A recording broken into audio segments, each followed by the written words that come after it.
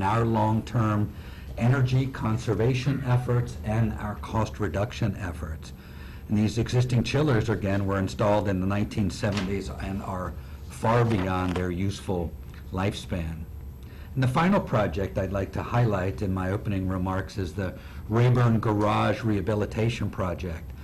This is a comprehensive multi-year project to fix the severe corrosion in the structural framing system dating back to 1950 in the Rayburn building.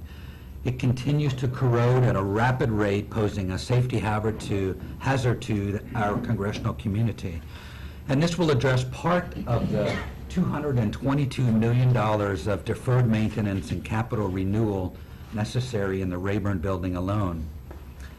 Those projects, among others, highlighted in our budget request are indicative of the critical nature of the work necessary to maintain the Capitol campus.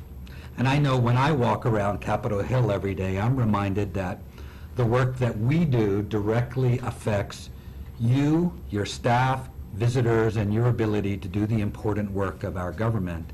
And it's important for you to know that the proud men and women of the architect of the Capitol are your partners, and we're here to work with you, and we will focus and dedicate ourselves to our mission. So with your support, certainly we will face our challenges head on. Thank you, Mr. Ayers, for your comments there. And for the committee, my understanding is we should have votes sometime before 2:30-ish, 2:20, somewhere in there. So, and then we will still have another visitor with us at some point today, the Library of Congress as well. So we'll keep all that in mind. And with that, I'll turn to Ms. Wasserman-Schultz for any questions you may have, Mr. Ayers. Thank you, Mr. Chairman. I have a couple of questions, and I would just ask your continued indulgence, although I'll try to ask them quickly. I alluded in my statement to the concern that I have. When we, for the members' edification, when we established the Historic Buildings Revitalization Trust Fund, it was in part in the wake of having brought the CDC construction in for a landing, which was years, like 7 years, overdue, hundreds of millions of dollars, and many more millions. Chuck was here all the way through that process and would remember better how many millions over budget it was. But it was 400 million, right? I thought I was right. I just didn't want to make a mistake. $400 million more than it was originally budgeted for. So when we created the Revitalization Trust Fund, it was with the idea that these very expensive projects, like the Canyon revitalization, like when we have to redo Longworth and the Dome and other projects, that it would make more sense, given our small bill and our financial constraints, to start banking money in that trust fund so that we would have money to start projects, and you wouldn't have to rely on the $70 million annually to fund projects and then have to start over when you were finished with that one and not have actually planned for the spending that you were going to need to make, which is what happened with the CBC. So where we are now, Mr. Ayers, is that you've not requested, the Canyon revitalization project has begun, and you've not requested funding for Canyon's revitalization in your budget.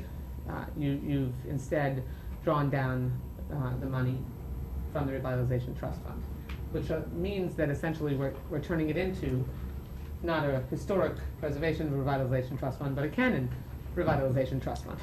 And that wasn't the intention originally.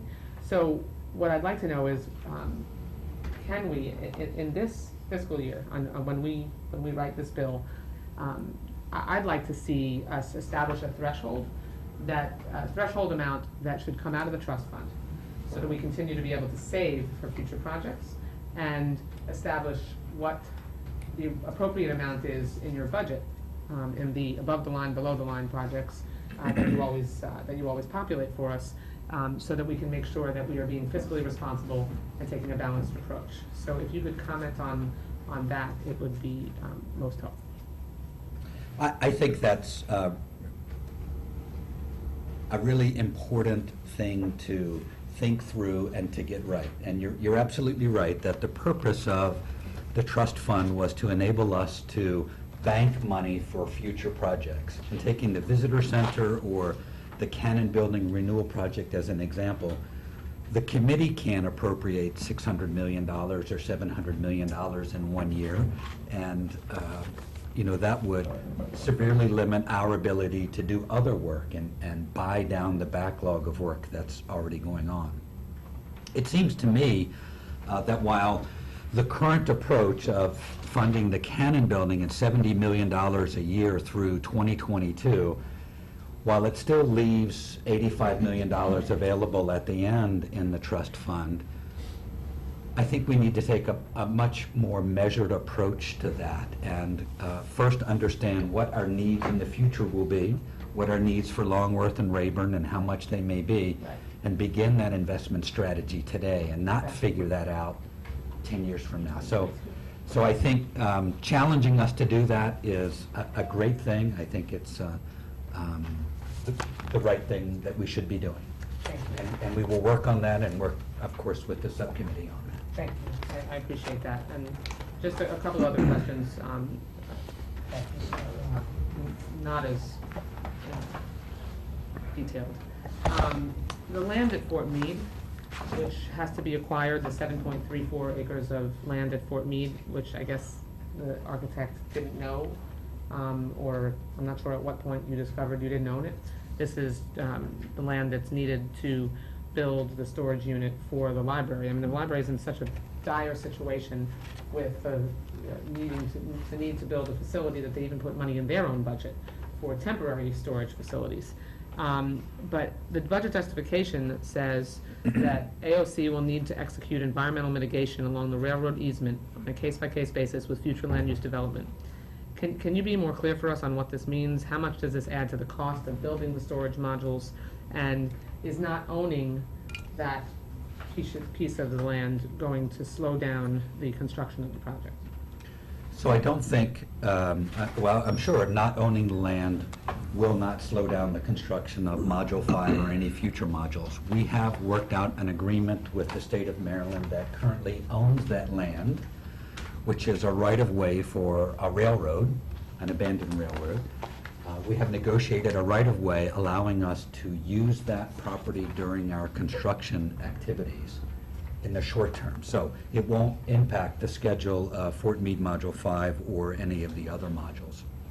I think longer term, there is certainly potential along any railway line for arsenic contamination and lead contamination, which are very typical along railways from contaminants from railroad ties and railway operations. So as we have to do construction across that easement, we will likely have to make some investment. I don't know what that is. I don't anticipate it to be significant. Typical cleanup of a railway line is excavation of a foot of earth, maybe 2 feet of earth underneath the railway line is all that's really necessary for typical arsenic and lead. I'm not too concerned about it. How did we not know that we didn't own the land? And how did that happen? We have known that from the beginning. This is a property transfer and we acquired this 100 acres at Fort Meade in the early 90s, and we knew that from the beginning. Part of our real estate agreement was for the Army to do all the real estate transactions and to deliver that to us. And the Army and the state of Maryland have not been able to deliver that piece of property for us. And lastly, Mr. Chairman, last year I had the great privilege of being able to sponsor a tree that was planted on the Capitol grounds honoring the legacy of Anne Frank. And that sapling was from the tree that Anne looked at when she wrote in her diary. Not long after that planting, there was a planting of a tree honoring the legacy and memory of Emmett Till. And that was an American sycamore that was planted on the Capitol grounds. And unfortunately, Emmett Till and Anne Frank share the unenviable connection of being victims of intolerance. And obviously, so many young people across our country learn about both the civil rights movement and the Holocaust. And when they're in school, they have an opportunity to be exposed to those stories. But are there any programs that you're aware of being developed by the Botanic Garden to incorporate these trees into educational opportunities? And if there are not, then if I could ask for your commitments that we begin that effort, I think it would be really an incredibly special thing for us to do, and use those as a unifying way to educate young people. So that is something we are working on right now, actually not through the United States Botanic Garden, but my office is actually working on enhancing our website to provide some of the stories behind the memorial and commemorative trees that are across Capitol Grounds. There are some really fabulous stories behind some of these memorial and commemorative trees, and people don't know those stories. They're not written, they're not captured anywhere. So we are working on a map of Capitol Grounds that has these trees identified, where you can click on them, read the story, read the context, see who sponsored it, see photographs and images from the planting to make it come alive for people. We think that would be a good thing to do, and my office is working on that now, and we'd love to show it to you sometime. Maybe you could even work with the Young Readers Room in the Jefferson Building at the Library of Congress, because they already have, young people coming in and authors, and they have an incredible website as well. So maybe there's a synergy that you could develop with them. Great idea. Thank you very much. You're back. Mr. Young, Iowa. Thank you, Mr. Chairman. Mr. Ayers, thank you for being here.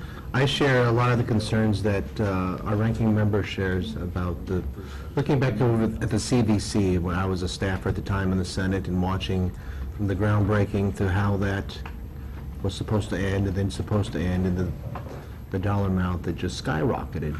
We're going to want some reassurances here that, with what's going on with Canon, that you just keep members updated periodically about how the progress is going, the dollar amounts being spent, and particularly folks who have their offices in Canon or want to know what the timeline is particularly. Those in Longworth and Rayburn could care less maybe, but eventually it could get to that point where down the road, is there going to be some work to be done on Longworth and Rayburn in a similar fashion? And what do you anticipate, and how far do you look, down the road in terms of that?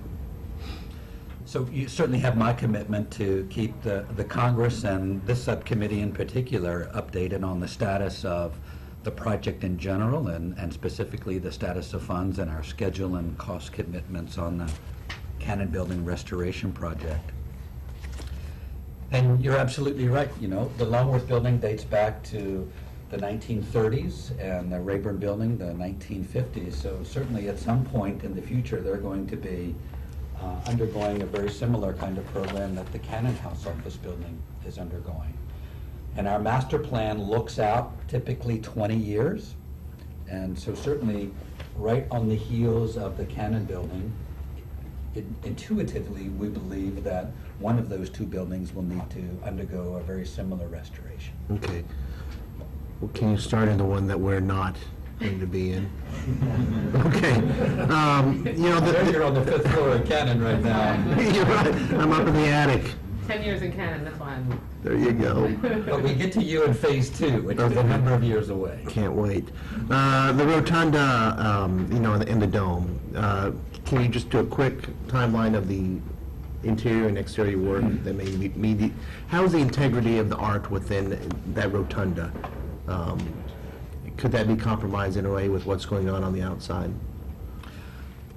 Well, we certainly haven't had any artwork compromised to date by the water leaks that we suffer because of the condition of the dome. We're able to protect them and divert water away from the artwork. We certainly understand how important that is to us and the American public, so we work really, really hard at that.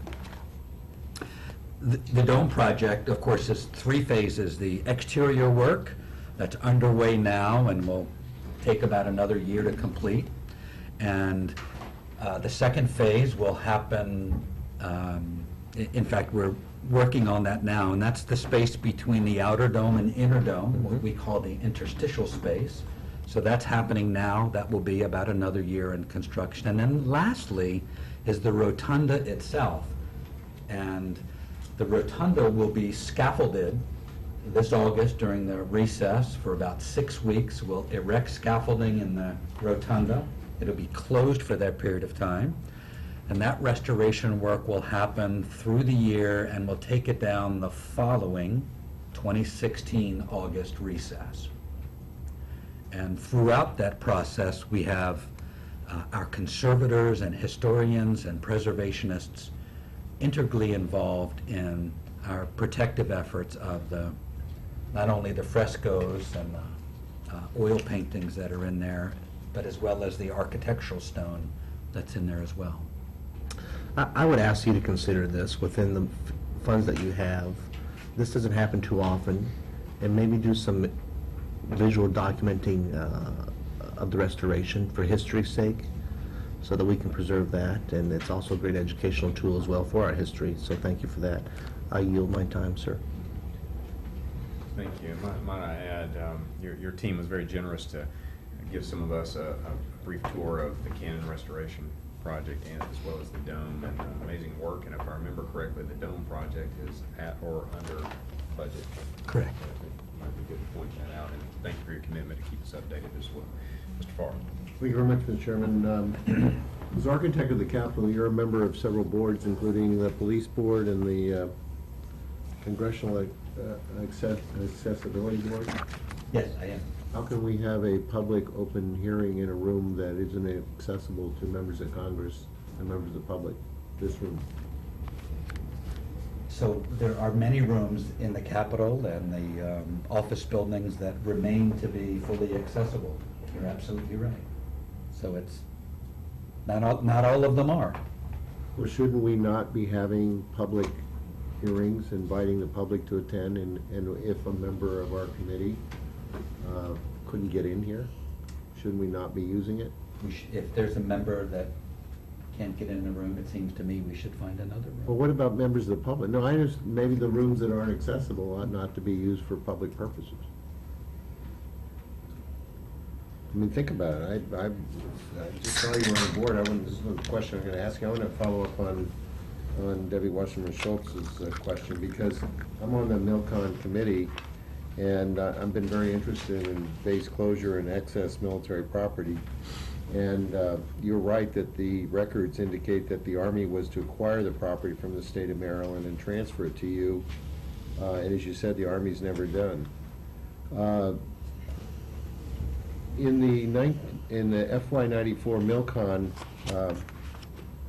appropriations bill, Mr. Chairman, the Appropriations Committee directed the Secretary of the Army to transfer to the Architect of the Capitol specified real estate property at Fort George G. Meade, Maryland, to be used to provide facilities for very long-range term storage and service needs for the Library of Congress and other legislative branch agencies. The Army was to acquire that, clean it up, because it was Army pollutants that, and I understand they were supposed to give you $3 million to do that. Did they ever get it? Did you ever get it? We've not received money from the Army on that property, but certainly the Army retains all of the cleanup responsibility for the 100-acre parcel of land that we did acquire from them. The Army was to get this right-of-way for the railway line from the state of Maryland and give that to us, and they have not done that. So what is your, how are you gonna move on this? Are you gonna acquire the land? You're not gonna have to, Congress is gonna have to pay to clean it up, is it? So there is a potential for those areas that we will do construction on, that we will have small areas to clean up. Why? It's the Army's responsibility to clean it up. Strict liability, supervised son, all military bases, everything. They gotta clean up the dirt. So in the railway line, I think it's the state of Maryland that would be required to do that, not the Army. The Army is committed to cleaning up anything on that site that the Army. The point is, you're not gonna acquire this land and have to pay for cleanup because the others have not done it. So the answer is, you're not getting it until it's cleaned up, right? Correct. Thank you. I was just curious, it's not houses' responsibility, but you are the budget of both houses. How come we own the Monaco restaurant? So certainly when that property was acquired, The Monocle Restaurant is right next to the Capitol Police Headquarters, and the architect acquired that land as part of the expansion of the Senate office buildings. And it's never been demolished, and we own it today on behalf of the Congress and lease it to the Monocle Restaurant. And I understand we get about $53,000 in rent. I don't recall exactly what the lease payments are, but I'm happy to answer that for the record. But the building's in over $1 million in arrears and in maintenance? That doesn't surprise me at all. Why should we own it? I mean, is it?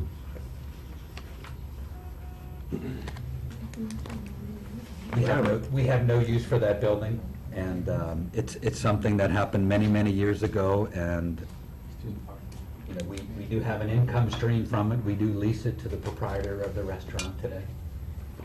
Perhaps if we cleaned it up, Mr. Chairman, it would destroy the social life of senators. No, I share, I think you have an awesome responsibility. This is one of the most incredible buildings in the world. I think, as I raised with the Capitol Police yesterday, and you're sitting on the board that oversees them, that I'm really worried about their mission creep of becoming bigger and broader, and in the process sort of fortifying the Hill, giving an image that we're no longer a publicly owned, accessible, not all rooms accessible, but accessible campus, and essentially hurting, I think, the message of democracy. And we have to be, I think, if you know how to use smart designs, including appropriate technology, that perhaps some of these things that we could fast-track staff in these buildings, and not have them have to wait so long in lines, and that I think some of that Capitol Police activity needs to be reined in and supervised a little bit better, and I hope as a board member you'll look after that. I did see the hearing and did hear your questions. I found them to be very thought-provoking, and ones that I assure you the board will take seriously and consider. Well, it's what frustrates me is that we, you know, where there are pressures under our new security, for example, in airports now. You have when you're coming into customs, you have now an ability to get what they call global entry, where you can file and then get a card. You bypass everything, go right to a computer, put your passport in there, and boom, you're through. When you're waiting in line now in airports to go, and I'm a frequent flyer, so they've given me what they call pre-check. It's a shorter line. And you don't have to take off your shoes and belts and things, you just go through. Why can't we have those kinds of things built into our system here that would allow the staff, who are essentially frequent flyers and coming to this building every single day, users, regular users, have a fast track for getting in and out, or excuse me. And another thing we like to do is try to keep the garages open, because I'm a West Coast legislator, and oftentimes we do town hall calls and other things, you know, after 9 o'clock. You can't get into the garages. So my comment to the chief was that they have been able to block off or block off more area that they don't have to patrol, just close it. And yet their forces are growing and growing, so they have less real estate to have to monitor when they're getting into all these other kinds of programs that are, you know, SWAT teams and special bomb squads and canine squads and things like that, that perhaps we ought to bring that back in and just be responsible for the passage in and out of the buildings that we're trying to secure. So those are concerns that I have, and as a board member, I hope you'll address them, because they really have to do a lot with architectural design and technology. Thank you. Gentleman raises good points. Thank you. Mr. Riddle. Okay. Well, thank you, Mr. Chairman, and Mr. Ayers, thank you for being here today. I think there's some very special jobs in this town, and you've got one of them. We all share this commitment to the preservation of these buildings, pass them on to the next generation. I'm learning a lot, new on the committee, the Revitalization Trust Fund. I want to know more about that. I come from a business background, so I have a good sense of like a reserve fund being set up to buffer the organization from extraordinary expenditures. So help me to understand how it's funded, and importantly, to the ranking member's point, which I found very interesting, is there any allocation whatsoever, or is there any guidance carried over from previous Congresses and committees here that says these funds were set aside anticipating these large expenditures down the road? Or is it simply something that, and I'd like for you to comment too on your authority, do you have the unilateral authority to move these funds around? And I'd like to understand more about that, please, in the time I have. So first, regarding authority, I don't have the authority to move funds in or out of that account and require the approval of this subcommittee to do so.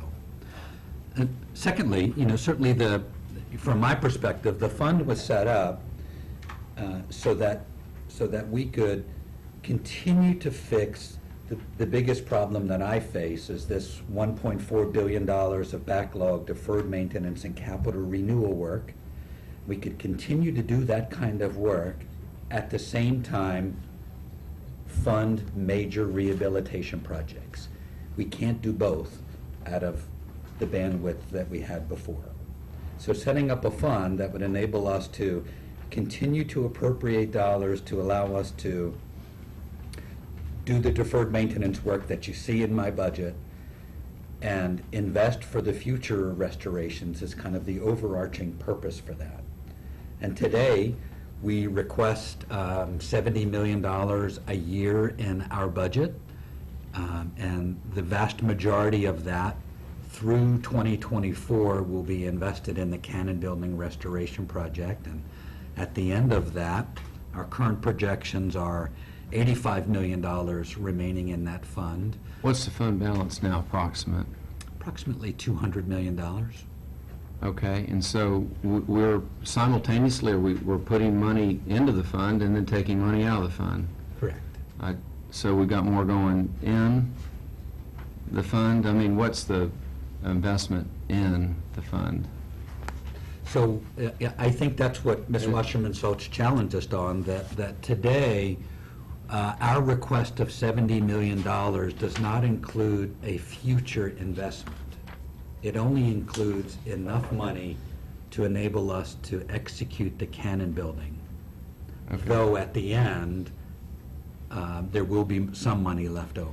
We're all, and just to let you know, I want to be clear, we're all trying to get to the same place. So I ask these questions in a constructive way, and I think I'm going to have to take some of this offline just to get briefed by the staff who's been so supportive, and I know they are always available to us. But it just seems to me that there would be, that these funds, to the extent that we're looking forward, they'd be allocated to we'd have some guidance on what projects we think we're funding in the future, and that would be actually placed on a spreadsheet, and then we'd be looking at that and being able to review that and give guidance to it. And I might have just another minute or two here left, and I'm going to finish with this, is to say that I was struck by the corrosion in the Rayburn Foundation. I mean, that's a scary thing. I mean, just because thinking, how do you even get to it? So could you give us a sense of how severe it is, how you might go about it, and when do you think you have to go about it? Because we'll start with, I think just coming on the committee, if you said, what are my priorities? I'd say, well, safety first, keeping people safe, staff, members, the public. Then, to the extent at all possible, historic preservation. And the reason I mention that is because I'm saying I'm putting that above even cost. I'll say, we'll find the money. The historic preservation comes right after safety, and then the cost of everything, we'll find the money. But on Rayburn, could you just give us a sense of where we are with that and how dangerous? I mean, I know it's not imminent right now, but you look at it and it's a pretty tough situation, isn't it?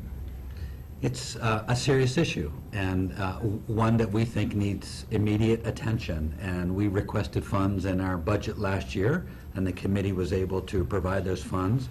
It's a 4-phased project, so we will be requesting money over the course of 4 phases.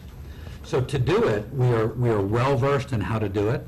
In fact, the east and west house underground garages were worse than the Rayburn garage.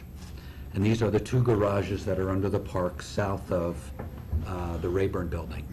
And we've recently completely rehabilitated those, and we use a water jetting technique that essentially eliminates the concrete, It's amazing. deteriorated steel. It's all put back and all replaced. It's Am I out of time, Mr. Chairman? I bet I a am. very efficient process. Well, just one little question.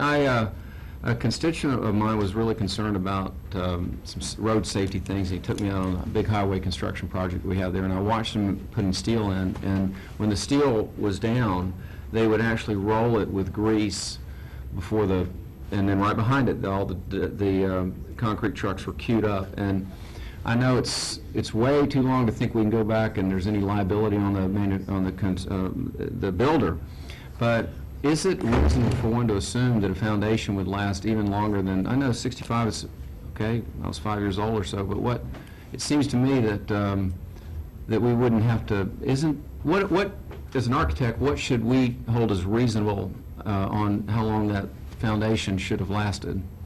Well, I think 50 years is reasonable. That's about it? That's about it. Yeah, a garage, and this is a garage, and they're so difficult because they bring in water and road salts. Right. And those two things Okay. against the steel reinforcement in concrete just work against you. Okay, well, it's helpful to know that we weren't like just, we just didn't get a bad deal on that.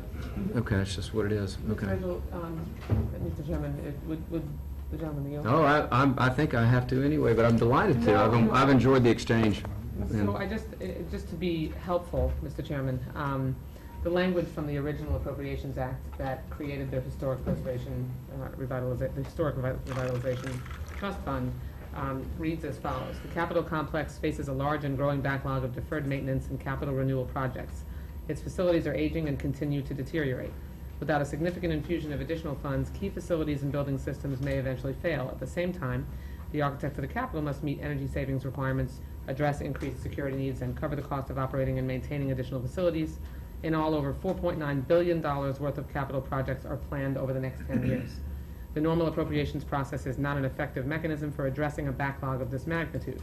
The Historic Buildings Revitalization Trust Fund will improve the situation by enabling the architect of the Capitol, upon approval of the House and Senate Appropriations Committees, to move forward on large-scale historic buildings projects while preserving resources for more routine but critical deferred maintenance and capital renewal projects. And if we continue, my only point is, thank you very much, is that if we continue down the road that we're going, we won't have achieved the goal of the creation of the trust fund, which I think the architect did. That's a good point. I thank the ranking member for bringing this up.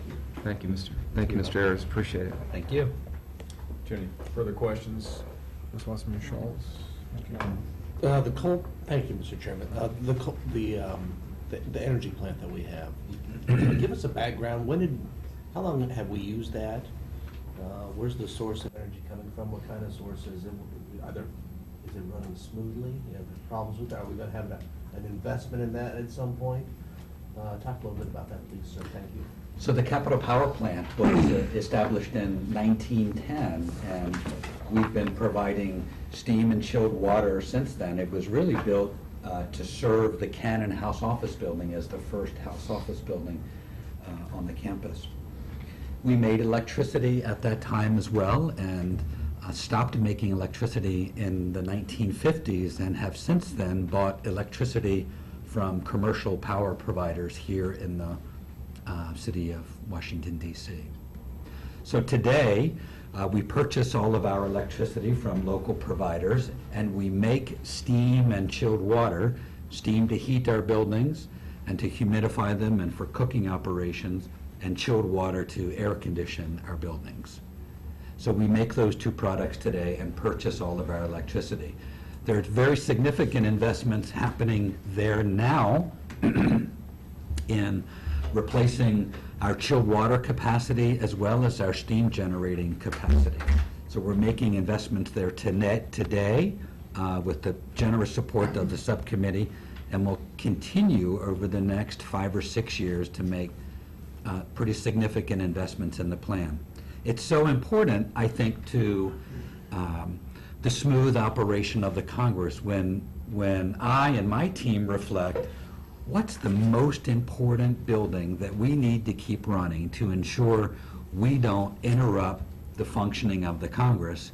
It always comes down to the Capitol Power Plant. If we can't heat or cool this building, the Congress is not going to be able to effectively do its job. Is there a backup plan in case that just went out? Of course. So we always have sufficient Good to know. capacity. Yes, we always have sufficient capacity, both on the steam and chilled water side. And with our cogeneration system, we will have backup for electricity as well. Thank you. And one last comment. My colleague mentioned the Monocle. Are there any other private restaurants or entities, within the complex? And I'm thinking of the Library of Congress as well. Is there a Dunkin' Donuts in one of the Library of Congress? There is a Dunkin' Donuts, and there is a Subway, but all of the restaurant operations across Capitol Hill are all operated by private vendors. Okay. Do we know if, well, enough said. Thank you. I yield. I'm fascinated by that discussion. I kind of am too. I don't know if it's because I'm hungry.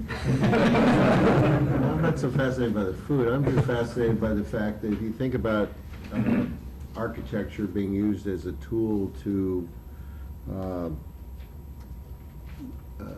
as an art form, a functional art form, and these were all symbols of incredible genius put into architectural form. Why can't this next century, where we're going to be so concerned about energy, be that statement for energy conservation or alternative? Why can't the Capitol be the most energy efficient building in America? When people come and look at it, it's not only beautiful, this is just really smart engineering. And our office buildings as well. I mean, why don't we use, I don't know why the East is so opposed to using solar stuff. I run an entire property on just solar panels, because I don't have any way of getting any electricity otherwise. But in the process, it just showed me what incredible things we can do without having to be reliant. I mean, you said this place was built as its own campus. We generated our own electricity. That's right. We don't need to do that anymore. But maybe we could, for example, for heating water, use solar and other things. Are we exploring these ways to make this building and our offices sort of models of energy? I know we get into the politics of coal. I'll tell you, there are people here that want everything in the world run on coal, and there are people that want everything run on fossil fuels. And those out in the West, we use everything. We run things on garbage. We love our ethanol. But it's just, what I think we ought to always emphasize is when you come to a place like this, not only is the American public so proud of it for its beauty and its functionality, but it ought to be a statement is that the government is the leader in also advancements in smart technical use of technology, including energy savings and energy generation. Do you build that into your, and can you build it into your future? Well, we certainly can, and I think we do today. The Congress passed the Energy Policy Act of 2005 and the Energy Independence and Security Act of 2007 that required all federal entities, including us, to reduce our energy intensity by 3% a year for 10 years for a total of 30% reduction.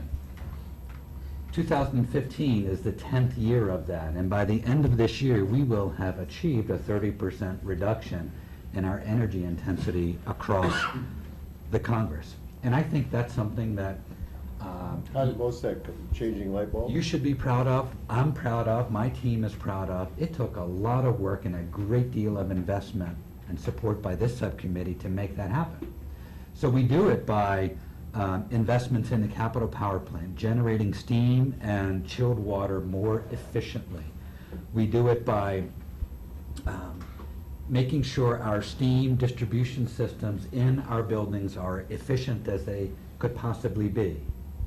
We do it on things like daylight harvesting. Daylight harvesting is monitoring the amount of sunlight that comes in the windows and dimming the fluorescent systems in many of our buildings, the fluorescent lighting systems, depending upon how much daylight comes in. And there are many offices that we get a 50% reduction in lighting load just from that small investment. But solar, for us, generally speaking, has not been able to pay back dividends in a reasonable period of time. Until photovoltaic technology gets better and cheaper, those investments are going to be difficult for us to get a payback. We can get better paybacks on other investments today. Even in steam generation, not using solar panels to heat the water? So we think Preheat it? we think the most important thing we can do on steam generation today is the installation of a cogeneration system, and we are ready and prepared to do that. And that's where we make electricity, and in the process of making that electricity, we're able to boil water and make steam. So that combined heat and power is 75% efficient, far more efficient than anything else out there on the This is market. exciting news. Is there any way that tourists can understand that we're doing these things? Do we write up that anywhere or tell it in any way, explaining the tour of the Capitol, that we're really a model for energy conservation and energy greening, so to speak? I think we do it in two ways. One, the Energy Policy Act and the Energy Independence and Security Act requires me to submit to the Congress an annual report, and we do so, highlighting the achievements that we've made. But So we don't have any brochures that say this. that report is in a brochure format, so to speak. It's not, text. It's very graphic. And then secondly, we make good use of that on our website. Thank you, Mr. Chairman. Yeah, thank you for your questions. And going from California to Virginia, There we I'm go. sure we have some questions Okay. about energy as well. All right, thank you. Thank you for your perseverance here, Mr. Ayers. I want to follow up on the power plant. It is an intriguing and critical part of this, the whole Capitol complex, and I'm learning a lot by this. Could you explain to me what's meant by cogeneration? I think I understand, I have a working knowledge of it, but it'd be helpful to hear your concise definition, so it'll allow a few couple of follow-up questions, if you would, please. So co-meaning too and generating. So we're generating electricity and steam using one process. So we burn natural gas to spin a turbine to make electricity, and we use that electricity to run the chillers in the Capitol Power Plant. Okay, now is that more cost efficient than us just buying that, the power, the electrical power from an area provider? Very significantly more cost efficient, yes, significantly. All right, well, let's look at this. So I thought the only thing that we were producing at the power plant was actually steam and chilled water. Is that correct? It is today. We are about Okay. to embark on this cogeneration piece of equipment that would Okay. enable us to generate And you're saying it's electricity. significantly less expensive? Absolutely. Okay, now, is that amortizing the cost of the equipment? Absolutely. Okay, over how So- many, I'm just intrigued. I'm not being argumentative with you, but I would like to see the actual mathematical and fiscal and financial justification for the purchase, just to see if the cost per kilowatt hour, with full amortization of the investment factored in, it still has the that cost savings that you're mentioning there. So what is the initial source of energy that's producing the energy? So it's natural gas? It's natural gas. So, our plan is to purchase and install this piece of equipment with private money and pay that back with the proven energy savings that it provides. I'd So be our- really surprised, and again, not to be argumentative, but I'd be really surprised if we could produce energy on a relatively small scale compared to what a power plant's going to produce it at, that we could invest and provide just enough power to do what we need to do here, which is to provide the steam, and that we could actually produce electricity to kilowatt hour with full amortization of the hard cost and be less than we could pay than if we just bought it straight from a regional electrical provider. That's what every home in California is doing, generating your own. Well, I thought that was with like electrical, I mean, by the solar, and then you're actually pushing it back to the producer, right? Electrical provider. Generally speaking, an electrical provider generates electricity at about 40% efficiency, and then they have to transmit it. Cogeneration system will generate that at least 75% efficiency, and we don't have to transmit it anywhere. Well, you know, I've said in my public service, I am really committed to be guided by the facts. And I'm open to new information. I'm a data-driven person, so I'm very open to looking at this. It just, on the face of it, it's just hard for me to understand how those numbers could work, that we could buy this equipment, produce a relatively small amount of electricity compared to what a regional provider is producing, and amortize the cost fully, and produce just enough electricity, not to power the lights and everything, but just to run the steam generator. That's intriguing to me, but I'm open to the argument. I do think you can expect that I'll be taking an objective, fiscally, driven look at this, just because I think it's important.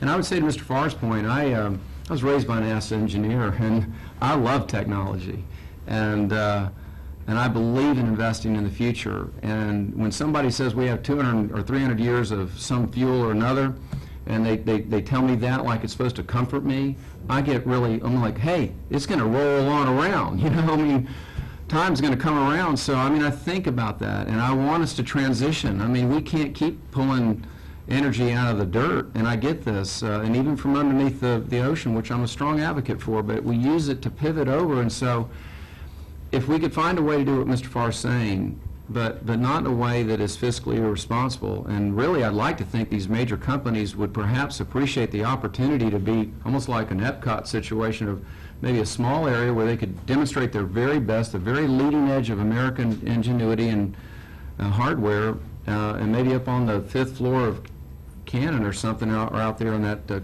terrace area, put up some panels, but let the private sector do it just for the privilege of being in the Capitol, and having their name associated with it or something like that. I'm open to what Mr. Farr said. Thank you. That's all I had. We'll take a look at that cogeneration. Thank you. Yield back. Always fascinated by the experiences of our committee members and interests. Just to follow up on cogeneration, the cost of that you're estimating is $50-something million. Is that right? So that's a construction cost. So I think the total cost of that program is about $100 million. It has a net present value of about $7.8 million, that entire investment, including everything that's been appropriated, the cost of interest and the cost of financing, has a net present value of about $7.8 million. And have you signed any agreements to move forward? I know you were using some tentative type words, apprehensive words. Yes. as you So were we have moving not forward. signed that contract yet. Okay. I think at the direction of this committee, we're awaiting an analysis by the Government Accountability Office before we sign that contract. So we want to see what their analysis is and their take on the situation before we commit to it. And what was the payback period, or you estimated? I think the interest rate was 3.1% at 21 years. And the life cycle of the equipment? I think a manufacturer would typically tell you 25 years, but we think we can stretch that to 30 to 40 years. Mr. Chairman, is that presented in some kind of context? So you're comparing it with alternatives, or is it just the raw costs? Talking about the cogeneration equipment is what he was speaking to there. No, I think so often we look at numbers, but it's not, there's no contextual, like, compared to what? Yeah. So we have much, Choices we we have have to much of make. that I mean, analysis. just, for example, just what's it gonna cost to run it off of the old system? Or what is some other entity who's tried this new technology getting, I mean, I can't even explain it, I'm just trying to make it simple. I think we need to more often in the fiscal world begin to making some choices as consumers make choices. You know, you got this product costs this much, and here's a competitive product costs that much. If we could do that in our budgeting a little bit, we'd be a little more rational about how we come to decisions. Well, I'm glad he referenced the governmental accounting report, because I think that will probably provide some of the comparisons as well. And one thing that I've heard from all of our members is they would like the opportunity to come visit the facility, learn more about it, see it firsthand.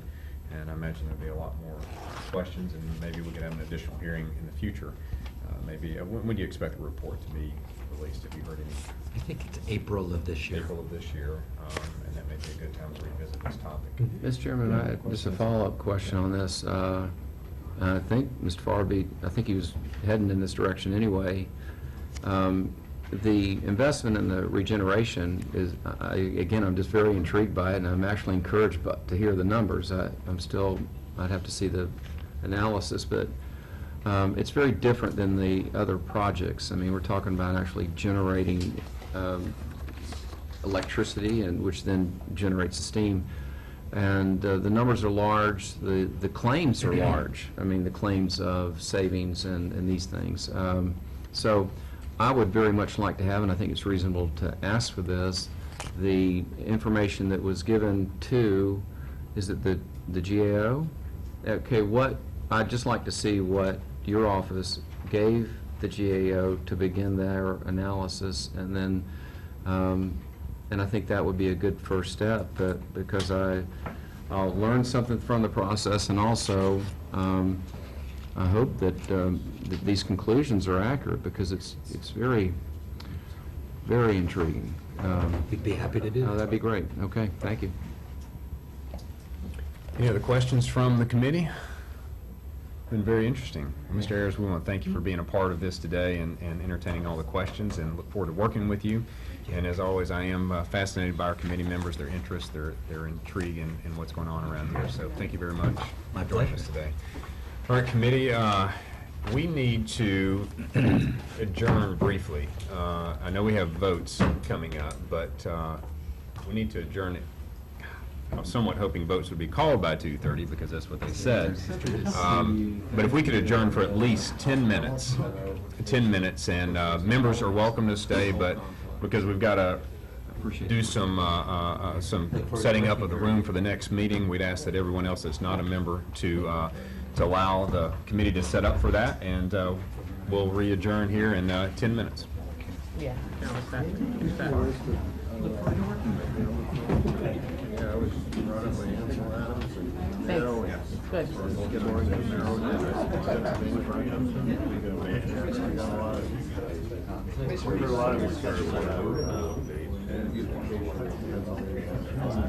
It's time we redo it, because it's dead, and it needs to be re-energized.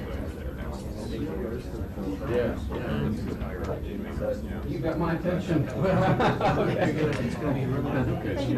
sure, yeah. Oh, very good, I do too.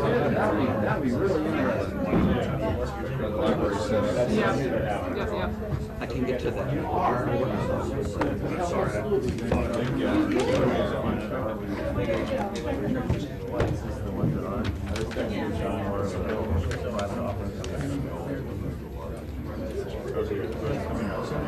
Ms. Wasserman Schultz? Yes. Thanks. Thanks for that. What? None of that. I know. Don't tell on me. People might think I'm actually human. We both talk Good job, thank you. So, yeah, we'll come back after this.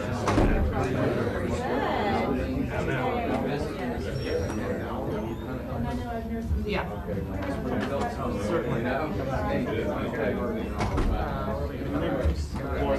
you can do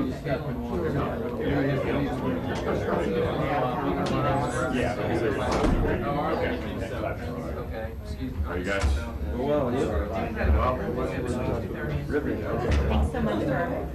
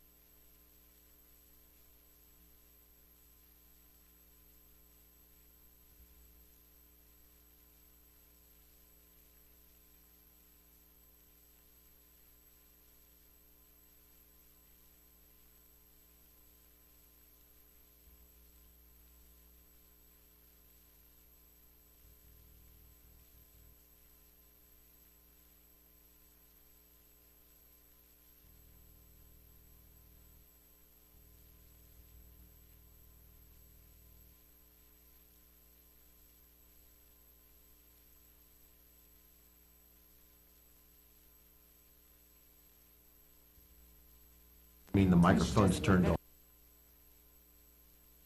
Oh, okay, and then I can just move this a little bit closer to you. Yeah, okay, fine, thanks. Thank you very much. That's fine, thanks.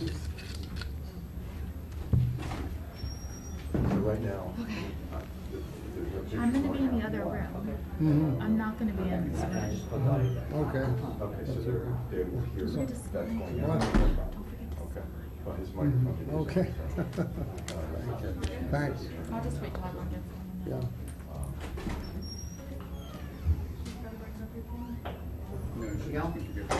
Hey, Rob. How are you? See, I don't know what Yep. Mary, you wanna bring in your people? Okay. It's an auto instead of manual, so it seems to be early on the list. I can adjust things. Yeah, I don't know if you wanna grab I'm just leaving it the way Bob had it set up. He's used to that. All right. Hi, Dr. Billington. Hi, how are you? Good, how are you? Brenda, nice to see you. I'll lean over. Good to Nice to see you. see you. Good to see you. Hi, good to see you again. Shalom, that's good.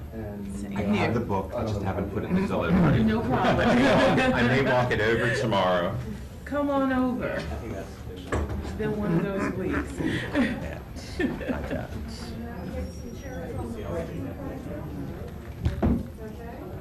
Just keep on going straight. You're not in the chair. So David will have that. I will have it. Okay. This is Jim. Yes, we've been. How are you? I'm gonna be in the other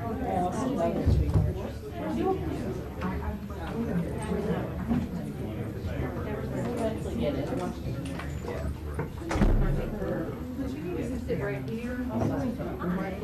You're not on this side. Oh, thank you. So on that side. Yeah, I like your We should start using that No, around. everyone else is this one.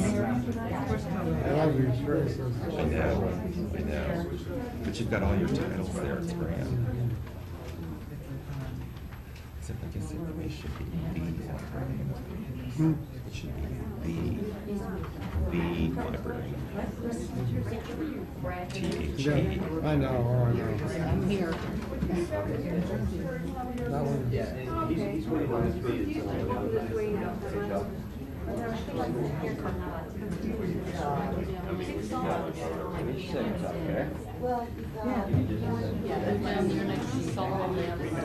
What's scheduled time? I think we're gonna start like in about 5 minutes. How long is I guess 45 minutes. About 45 minutes, they're anticipating, but we were running a little bit late with the architect of the Capitol. And this is Chairman Graves, so. Hey, Chairman, how are you, sir? Good? No. Good to see you again. Good to see you. Thank you very much. Pleasure, I'm Robert Newland. This is Robert Miller. Good to see you again. Well, they just called vote, so we don't know what we're gonna do yet, we'll wait. If someone from Ms. Wasserman Schultz, you think they all went to vote? Yeah, they did. We'll wait till, Dr. Billington, why don't you sit? You can sit.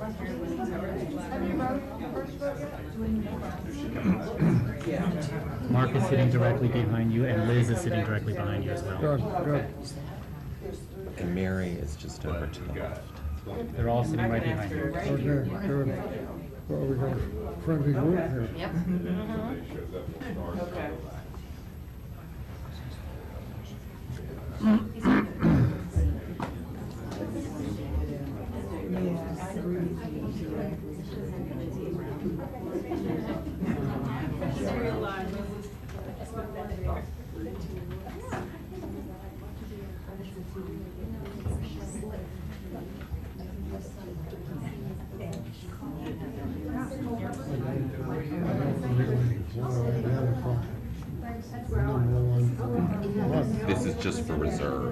just in case you get asked. But we can do some short things. But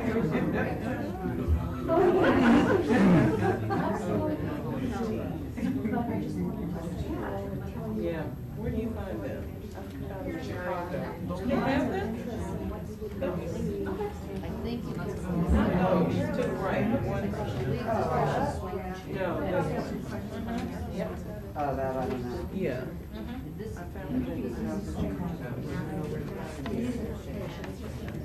It probably will not come out that way.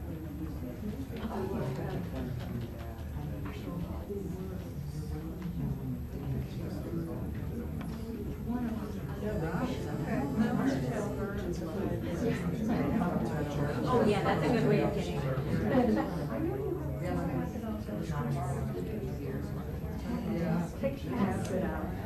Gang's on.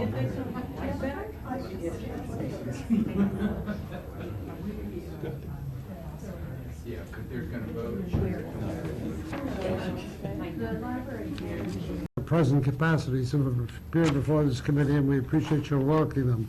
I should mention, in addition to the one you mentioned, Elizabeth Scheffler, who is the interim Chief Information Officer and Associate Librarian for Strategic Initiatives, and also, I think, Mary Klutz, Chief Financial Officer, so the Library of Congress fiscal 2016 budget request is for a total of $666.629 million, which represents a 5.7% increase over the library's fiscal 2015 funding level.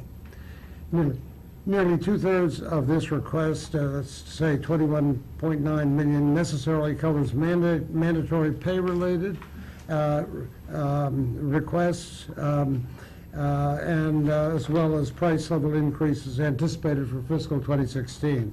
The remainder, 13.9 million, makes key investments in the infrastructure of our aging physical plant and information technology, and addresses gaps in critical areas of expertise that we have lost to attrition, particularly acute needs in the Congressional Research Service. Now, in recent years, the library has been operating with progressively fewer resources. The total library appropriation has decreased almost 8%, or more than 53 million, since fiscal 2010. We are doing much more work with far fewer employees. Since 1992, the library has added its massive digital programs to its still growing traditional analog collections and services, despite losing 1,289 FTEs, which is almost a third of our workforce. Our fiscal 2016 budget request will further reduce the number of authorized FTEs across the library by 405, or 11%, because we simply cannot support them with current funding. We're deeply concerned also about moving into fiscal 2016 with the prospect of another sequestration, which would require absorbing additional cuts to our programs and prevent us from making necessary investments in infrastructure and in staff with critically needed skills and expertise. The library continues to serve the Congress and the American people in ways that no other institution anywhere can match. The Congressional Research Service is the research arm for the legislative and oversight work of the Congress, and we also serve the Congress through the nation's largest law library. As a de facto National Library of the United States, the library now acquires, preserves, and makes accessible, free of charge, the largest and most wide-ranging collection of recorded human knowledge ever assembled anywhere at any time in the world by any one institution. The U.S. Copyright Office encourages, protects, preserves the work of America's innovative creators, and the National Library Service for the Blind and Physically Handicapped provides the only free public library reading service for these Americans wherever they live through their local libraries. Now, our new leadership team is taking steps to maximize efficiency and minimize costs of the library's services, and we're also placing a much greater emphasis on shared services both within the library and across the legislative branch, such as the legislative branch financial management system, which is hosted by the library. We will produce by the end of fiscal 2015 an altogether new strategic plan for fiscal years 2016 through 2020, and to realize the ambitious forward-looking goals that we're formulating, we will need greater flexibility in our personnel management because of these losses that I've referred to. Now, although we have many challenges, this is a time, I believe, Mr. Chairman, of great promise for the library. In all areas, digital technology is transforming the way we do our work, deliver services to the Congress and its constituents. We look forward to continuing to innovate in our services to every member of Congress, every congressional committee, and millions of Americans. Mr. Chairman, the Library of Congress is the world's preeminent reservoir of knowledge. This is an incalculable benefit for American leadership and innovation. In many ways, Congress's library is America's strategic information reserve for sustaining leadership in an increasingly dependent world on the generation use of knowledge. The library embodies and advances the distinctive American ideal of a knowledge-based democracy, and will be grateful for your consideration of our fiscal 2016 funding request. So, Chairman Graves, Representative Wasserman Schultz, and members of the subcommittee, I thank you all again for your support for the library, and we'll be pleased to answer questions. Great. Well, thank you, Dr. Billington. And might I note for the record as well, the statements of the Register of Copyrights and the Director of the Congressional Research Service will be submitted for the record as well. Ms. Wasserman Schultz, do you have any questions I do. for the doctor? Thank you. Actually, my first series of questions are of Maria Galante, so if she could come to the table. That's right. And we have a seat there. Thank you. Thanks for joining us. Thank you, Thank Mr. you. Chairman, ranking member. Thank you. Good to see you. Just a series of questions, one technical and the rest more substantive. We were able to appropriate $1.5 million to begin the process of modernizing the Copyright Office last year, and I'm glad to see you've requested through the library $2.4 million, an increase of $2.4 million almost to continue that initiative. But based on your testimony, that's not enough to carry out your office's role as authorized by Title 17. Can you talk about how the $1.5 million was used in FY 2015? And then I'll have some substantive questions. Yes, thank you for the question. So let me thank you and the committee for appropriating the 1.5 last year, and also the 750 for the backlog for registration.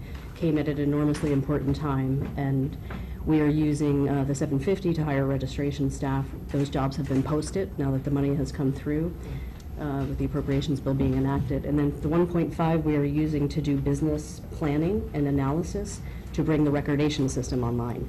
That's the system by which licenses and assignments and security interest and all kinds of commercial instruments are recorded and made available for transactions in the global marketplace. We did a legal study. We created a new department. We hired a new head who's data-driven to run it, and we did a tech upgrades public process, basically asking our customers, from movie studios to aggregators of data, what do you want to see in a recordation system for the 21st century? Because it hasn't really changed in 100 years. And we have now all of that data from all of our foundational work, and we'll use the 1.5 to pull that together and create a plan and an IT investment strategy for you. Thank you. Obviously, we're about to go through a pretty significant reform review so that we can implement reform. Is your current structure and your budget for your office sufficient for you to perform the duties that you're responsible for, meet the user community's concerns and their needs? So I'll just ask all three of these questions at once. Okay.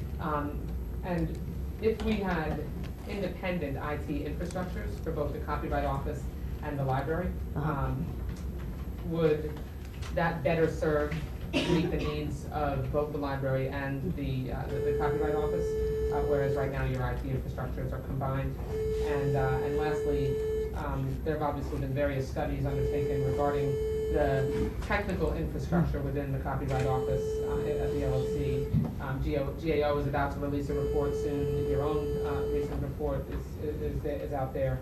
What would you suggest the best way is to investigate how to restructure the Copyright Office? Would it be helpful for us to assert a role and to host some hearings around what we're responsible for? And what kind of budget implications would the kind of reform that's necessary have?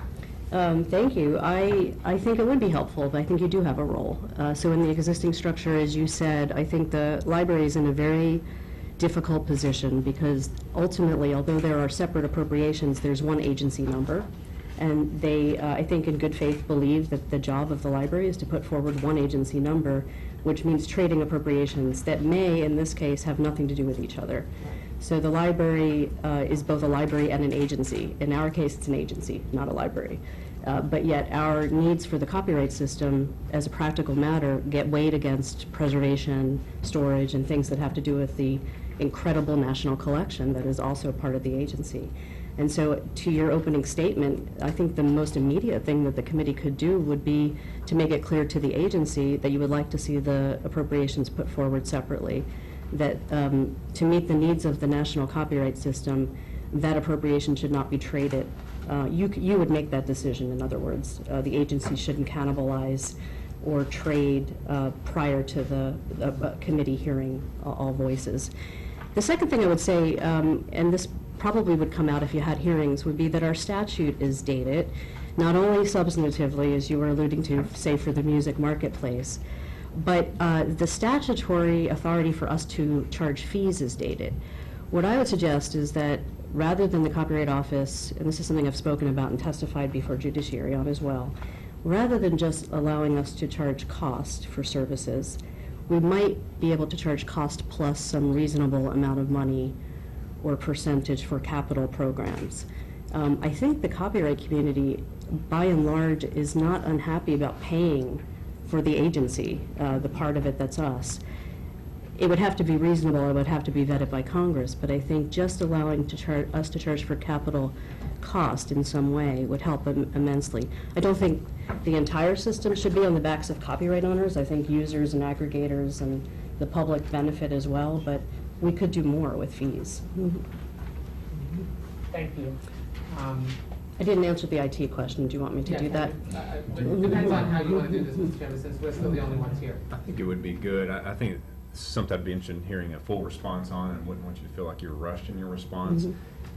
She and I would have the opportunity to go up and vote on this, and then the next vote would occur immediately after that, so we can probably be back in the next 5, 6, 7 minutes if that's possible. So with that in mind, if you don't mind, if you could hold that response, and we'll come right back to you. We'll be in recess until members return to open the meeting back up. Thank you.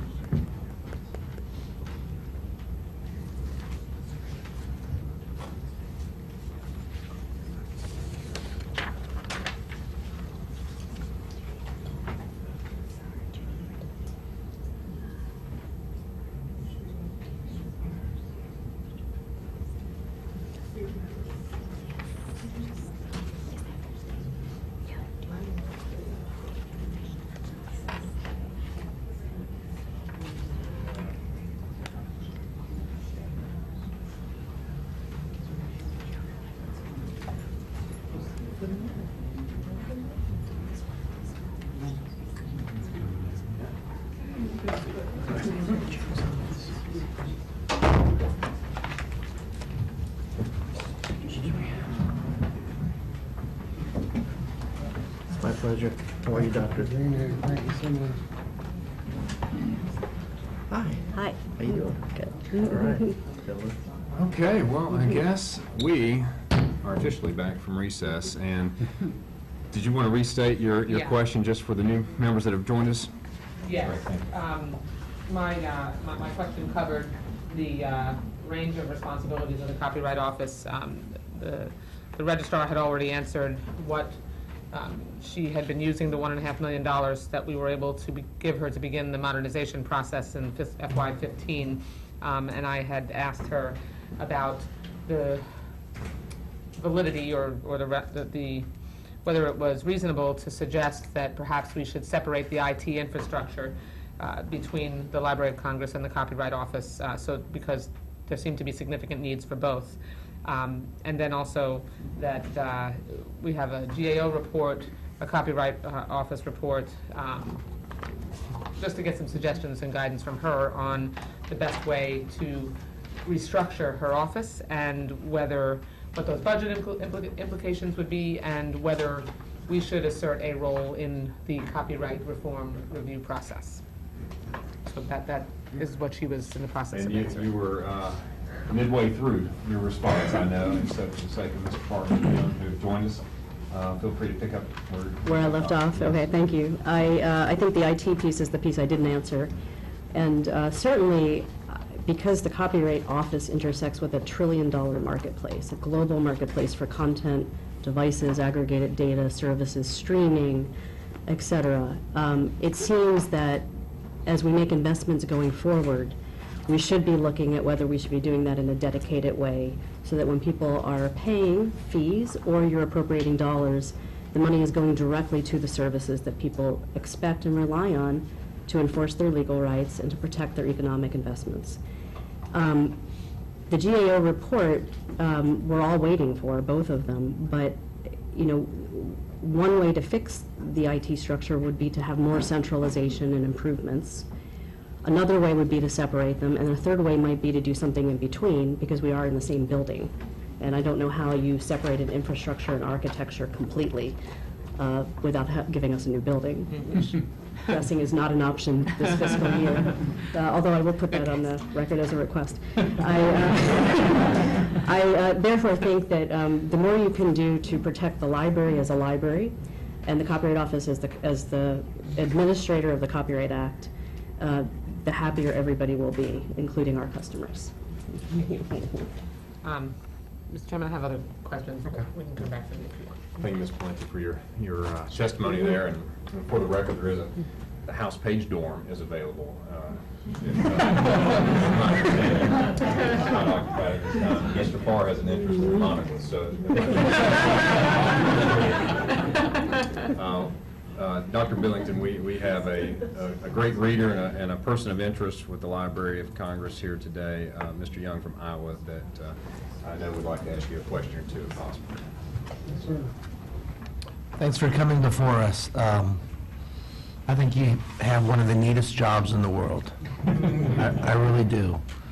Our nation's history is enshrined in your libraries, and you've been able to put it out there on the World Wide Web for kids in rural Iowa to see, and experiences with the written word and documents they would never be able to have before. I want to make sure that these treasures and these historical documents are preserved and accounted for and taken care of. And we hear rumors, stories, accurate news reports as well about some of our nation's treasures sometimes being stolen and taken from us, and they appear up on the markets out there in the world somewhere for sale.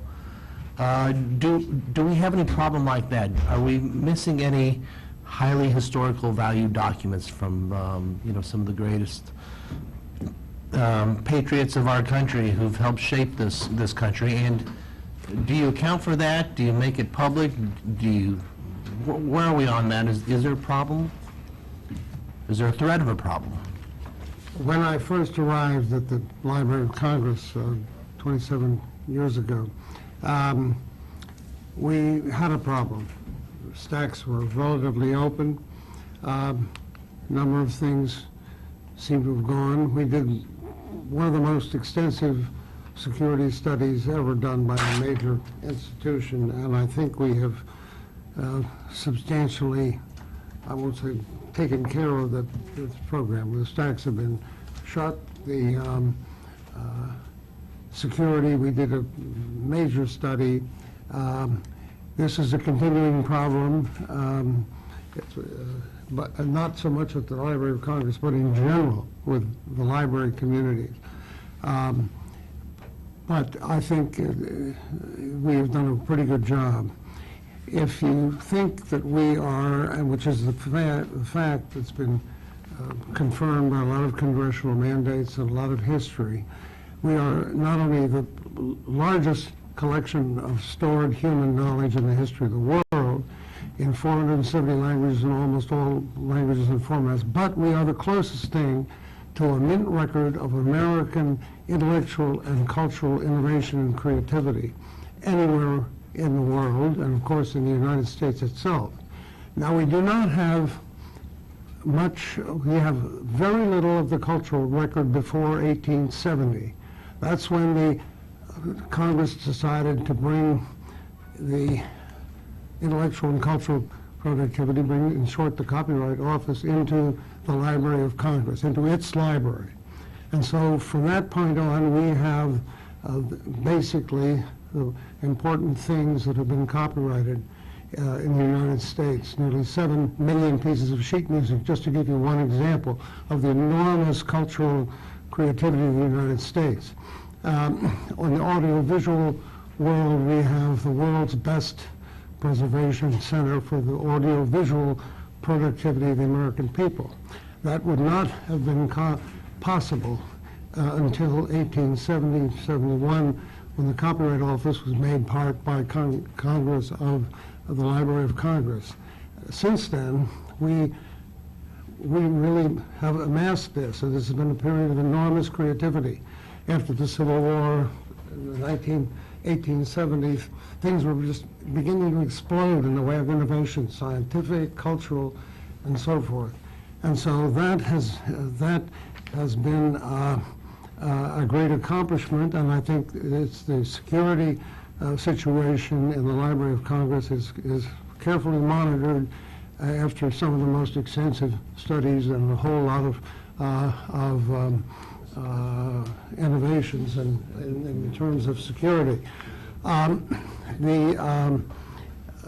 So it's we have new problems with the onset of digital things, because it's fundamentally different. Now, contrary to most opinions, or at least a lot of popular commentary, everything is not online. Much that's still under copyright protection can only be used in the premises of the Library of Congress. So if we're going to have a comprehensive use of the knowledge, we have the largest knowledge industry, the largest creative, artistic, and scientific establishment in the history of the world, too, in this country. If we're going to get the full benefits from it, it has to be preserved, first of all. It has to be, and that's why you'll see, although the largest number of FTEs in our current Library of Congress budget is for the Copyright Office, in fact, the largest single appropriation request is for storage of digital material, and for that matter, we have 5 petabytes of digital information not produced by the Library of Congress, for the most part, stored in the basement of the Madison building.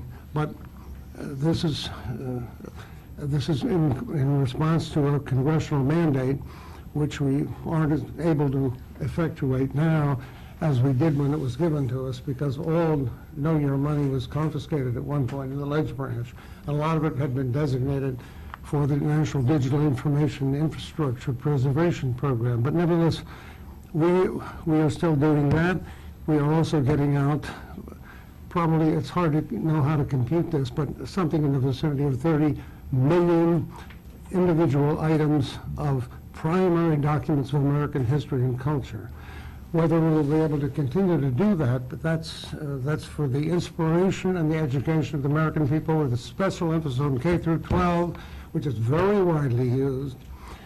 And we have a whole new leadership team after a year-long futures program where we did bottom-up study. We had people below the management study. It was the best consultancy we've ever had because these are people who live with this material, know about it, and know what's needed to preserve it and make it maximally accessible for the use of the American people. So, yes, that's what you mentioned is a continuing concern. I think we have very substantially eliminated it as a problem because of the extensive study we did relatively some years ago. I'm not sure if there's some other aspect of this. Let me mention one other thing. In the course of this futures program, with 100 members of the staff as my consultants, really, I learned a couple of things that I knew instinctively before, but it was fascinating to see them, that the Library of Congress is unique in so many respects. One of the most important things that it does for the United States of America is, well, to acquire, preserve, and make maximally accessible, of course, these immense collections. But it also is able to do this free of the kind of commercial pressures which determine so much. There's nothing wrong with commercial pressures. The intersection of advocacy along with analysis is fine for the competition of ideas in a free society. And we're not opposed to that at all. But this is a unique place where, because we serve the Congress, we do analysis without advocacy. And in fact, everything in the Library of Congress is analysis without advocacy. We have a whole bunch of commissions from the Congress over the years, 215 years as the oldest federal cultural institution. I think we've also become, thanks to this remarkable staff, one of the most innovative places. So we're open to all suggestions, all criticisms, but I think it is essential in a world where both our security and our international economic competitiveness depend on the creative use of knowledge. It has to be preserved, it has to be made maximally accessible, and it has to be secure. And so that's our pledge to you, and I think we have a team that is more deeply experienced in the thing, and I think perhaps I should invite up to say why the most expensive increase in this, the most expensive one in terms of FTEs is for Copyright Office, whose needs you've eloquently heard about from the Register. But for the overall budget of the Library of Congress, the storage of this material is tremendously important, and I think I would invite our new Associate Librarian for Library Services, who used to be head of Preservation Department, who's been in almost every major technical part of librarianship in the United States, to come and speak about why storage of this is so important. Well, maybe we can take that up on the next round, but I want to maybe we should yield do that. back to the chairman and maybe a private meeting or on our own schedule. But I mean, maybe we should do this for, I would, just one last point is I would. Dr. Billington, we're going to have more opportunities to follow up on this today, but I know Mr. Farr probably has a question as well, and it may touch some of this area. Sorry. And we have touched today on a lot of topics all day, from Dunkin' Donuts. You had a surprise, your first question, didn't you? Dunkin' Donuts. He didn't ask where it was. Yeah, that's right. Yeah, where is that? It is at the members' reading room. I figured it was where he was going to ask. Mr. Farr. Thank you very much, Mr. Chairman. I have a question for you. I'm new to this committee, and this is our budget, the Ledge Branch. If, in the end, we come back with a sort of a budget that isn't what's being proposed, cuts, can we bring them back in to see what the consequences of those cuts are? Have another, like, if we're going to give them a number, and how's that number going to fall out? Because here we're discussing all the possibilities in these sort of opening hearings, when everything everything we're facing is not necessarily cuts. And you've stated that obviously that's gonna happen. But when do we learn the consequences of that? you know, we will have time as a committee certainly to discuss that. The ranking member and myself are going to spend time together as well. We will have an oversight period throughout the rest of this year, and as to whether or not time will afford us to reconvene the librarian or not, I can't make that commitment yet. Okay. Yeah. Thank you for your incredible life of service, and I was interested, you know, we all call the Library of Congress our national treasure and our most beautiful building and so on. I'm just wondering, what is the crown jewel in your building? What's the most expensive item you have, or most valuable item you have? Most valuable single item?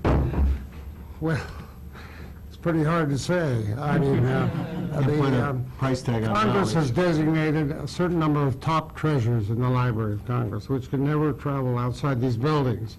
And they include Lincoln's reading copy of the Gettysburg Address, his reading copy of the second inaugural address, which we will put on exhibit for only 4 days, which is all that can be exposed to the light for. And of course, Jefferson's rough draft of the Declaration of Independence. I think the first map of the New World in 1507, Baltimore map, the only copy of it in existence.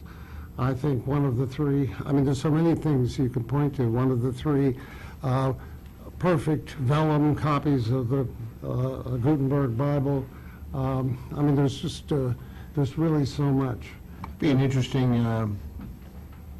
that'd be an interesting show of, or exhibit, the crown jewels of the Library of Congress. Anyway, this is a Mr. statement. Farr, may I also respond? Sure. I think the most valuable item we have in the confines of our buildings is our staff. Oh, yeah. They represent the most incredible institutional knowledge. I thought I'd already said that. Now And we're all very proud to serve with them. Well, good, you just did my lead-in for my next question, and that is, here we recognize that, and they need the Library of Congress has asked for a 5.7% increase. And what it's also lost, and particularly CRS, which is, you know, I think the truth squad for Congress, the ability to have analysts. And what we're doing is sort of eating our seed corn, is that you need your increase to pay for mandatory salaries and COLA increases. And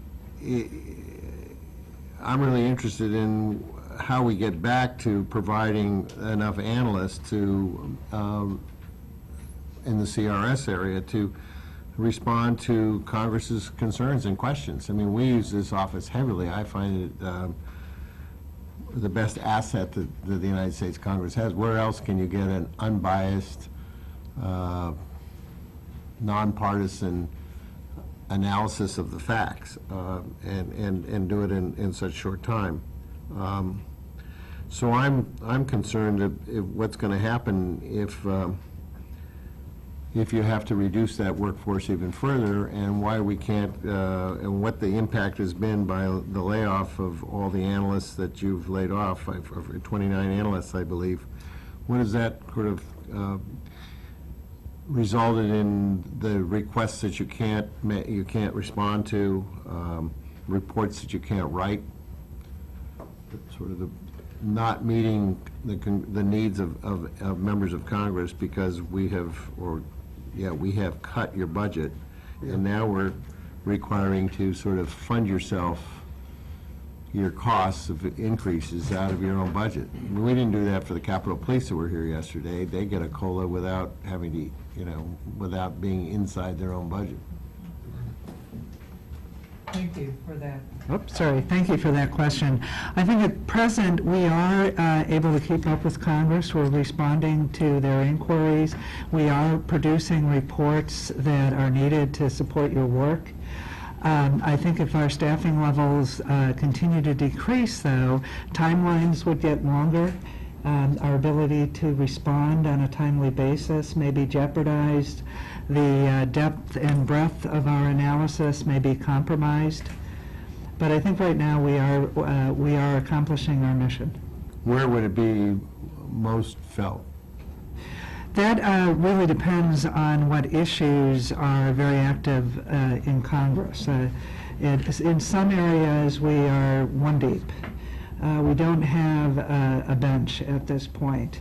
In the proposal, in our request for our appropriations, we're asking for 6 FTEs in the healthcare area because that's a perennial issue area that is one of our most active.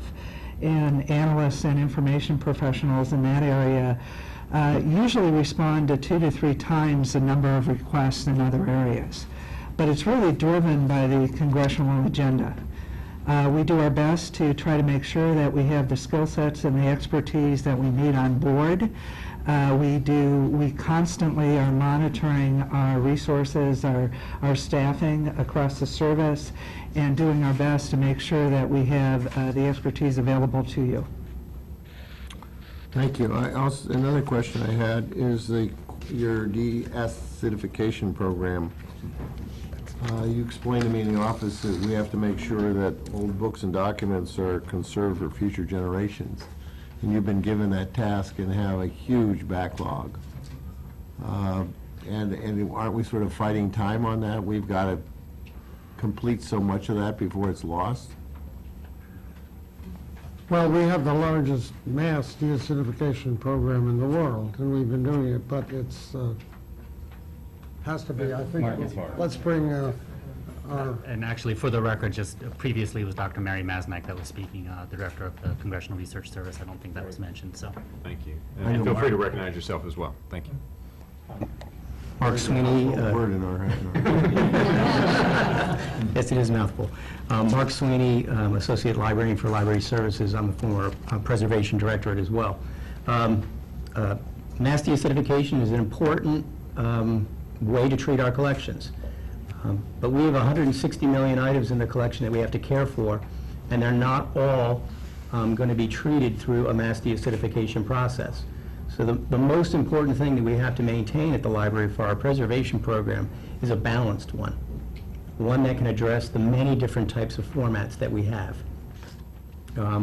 We've deacidified to date, more than 3.9 million books out of our collection and more than 11 million manuscript sheets. That's a pretty significant amount of work. Yes, we still have manuscript material that needs to be treated and books that need to be treated. The question is what pace we're going to do this at. We believe that an appropriate pace is about 1 million sheets a year. We do that on-site here at the library. But it's in the area of books that we believe that we need to scale back a little bit on what we're doing, a target of somewhere around 150, 175,000 books per year. It ties into the larger issue of the collection storage situation that we have at the library right now, where we have a significant number of items that we cannot place on the shelves. That makes working effectively through the collection to select items for deacidification incredibly challenging. So as I said, it's an important way that we can treat the collection. We can't treat the entire collection that way. And right now it eats up about half of our non-personal preservation budget. That's at the expense of other things like preservation reformatting, binding, conservation treatment, often done on some of the most unique and priceless items that we have in the collection. So it's a matter of maintaining a balanced preservation program. Do we have enough money in the budget to carry out that program as Congress intended, originally intended? 3.7 million books? The original target on a 30-year program... 30 million plus documents, excuse me. Right, was about 8.5 million volumes, 30 million sheets of manuscripts over a 30-year program. So we're a little less than halfway through the program. We've done almost 12 million sheets, pretty much on target there. We did a survey last year. We determined we had about 1 million fewer books than had originally been estimated, so that's a target of about 7 million books total to do, of which we've already processed about 4 million of them. So we can maintain a moderate pace on this program and still achieve our goal over time. But going at a pace that's for books at least, that's stronger than what we're currently doing would be ill-advised, given the collection storage situation that we have. So your priority is to treat what's in the collection now? We have a twofold approach. What we do is we monitor new items as they come into the collection. If they're on acidic paper, we try to identify them and treat them at that point.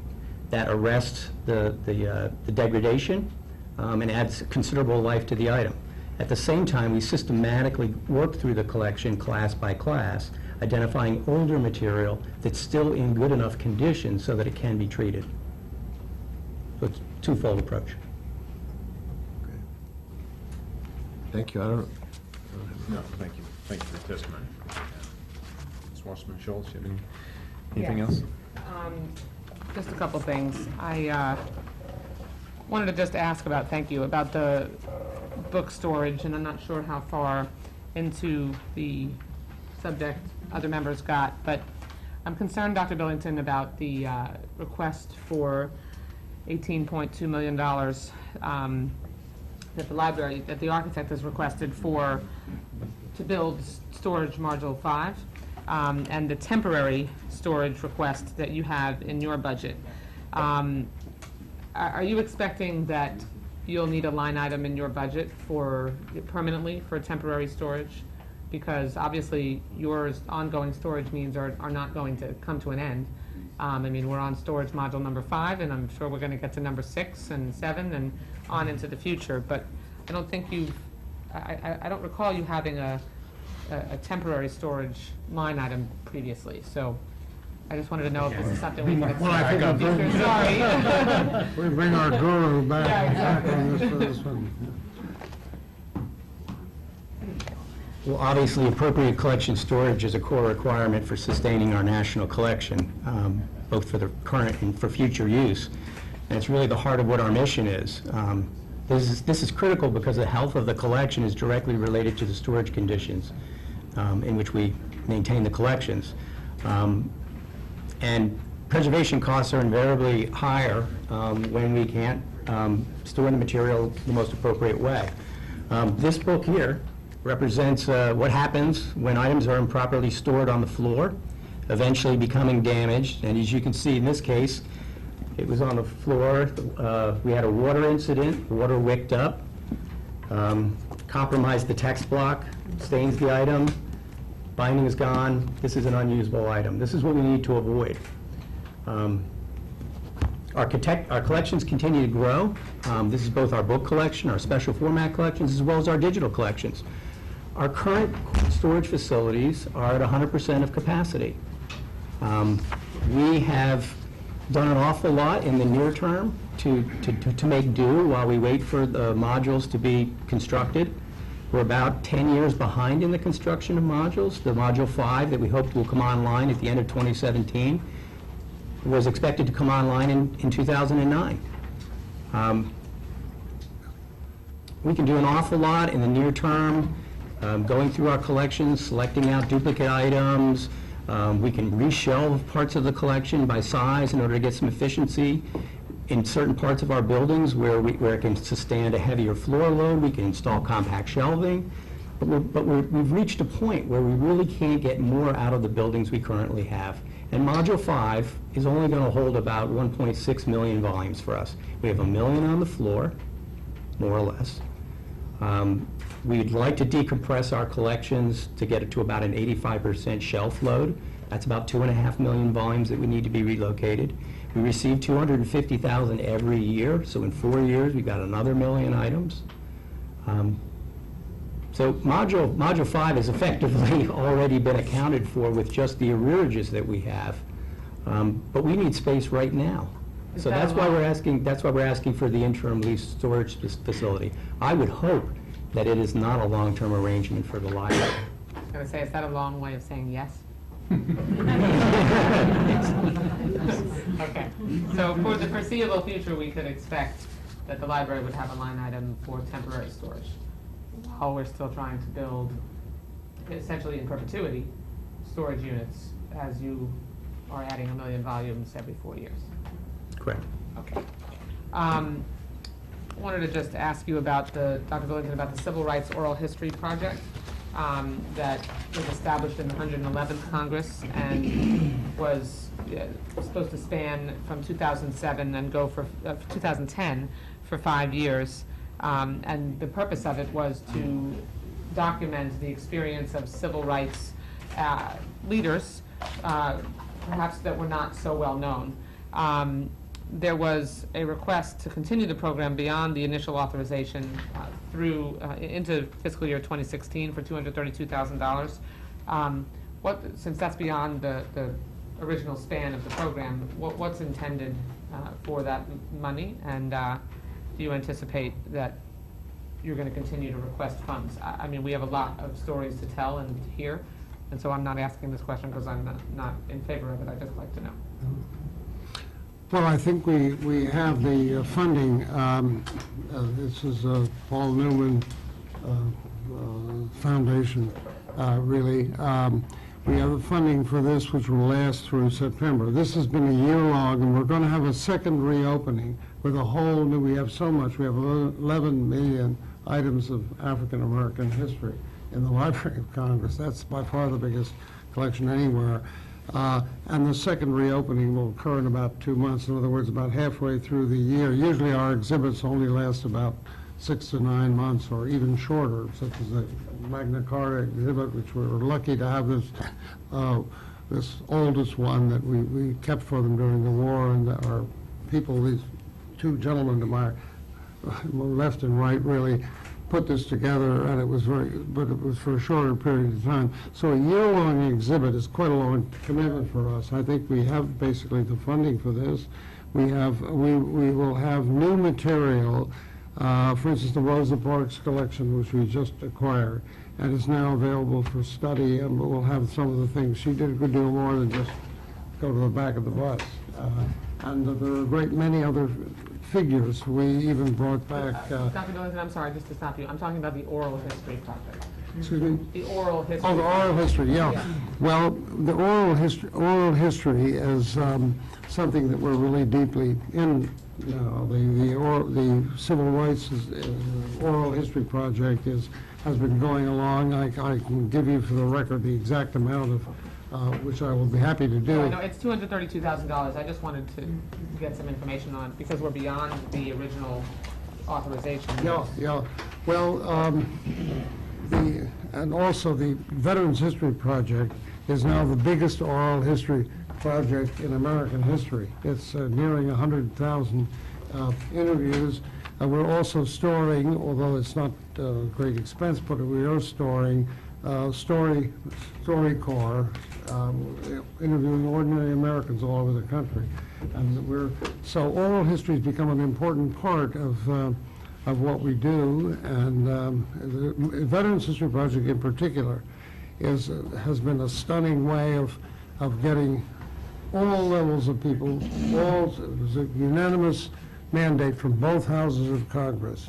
And we have got an excellent staff working on this, and we're going to beef it up a little bit to try by the end of this year, by Veterans Day in November, to get it well over the 100,000 mark just of interviews. And this is an inspiring thing because young people interview older veterans. And all the mandate is for all veterans who participated in any of the wars that America's fought at any level. So I can think, as a historian, I can confidently say that the history of wars will never be written the same again, because you have a volume of first-hand testimony that is extraordinarily moving, powerful, and I think it'll be a great tribute to the Congress to have mandated this, and we've taken it very seriously. It's going to be a big priority, as well as the continuation of the civil rights interview of civil rights. I couldn't agree more, Dr. Billington, about the value of the oral history. For the record, if you could get to us the information about what the we'll get. I'll get that you're requesting would be great. Thank you. And then just one more final question, Mr. Chairman. Is Ambassador O'Keefe here from Open World? Did you bring Ambassador O'Keefe from Open World with you? No. Okay. I had some questions, but about Open World and what last year we limited the funds to only be used for those who are engaging in free market development, humanitarian activities, and civic engagement, and they couldn't be officials of the central government. And I wanted to get some information on how that language impacted the operation of the program in Russia. So if you could get that to us for the record, since Ambassador is not here. Yeah, well, I'll relay that to them and we'll get it to And I you. would just, Mr. Chairman, continue to reiterate my... That's of course not part of the Library of Congress's thing, which is... Right, but we're not having a separate hearing on Open World, and I know that they are generally alongside your budget, and we usually handle their budget during your hearing. And you have a special interest in Open World, and I'll just reiterate my long-standing ongoing concern that even though we've cut Open World to $5 million, they have requested, I think, $8 million this fiscal year.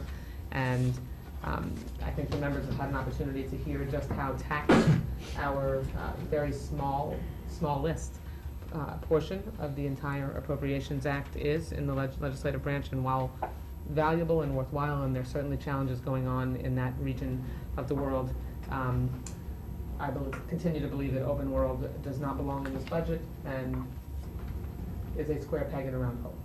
Interest is noted. Mr. Farr, you had a question? Thank you. Was it a question of me? I know Mr. Ridgel had a question. No, I want to follow up on... Now he's going to stick up for them, so. We'll go to Mr. Ridgel from Virginia. Whatever you want to do.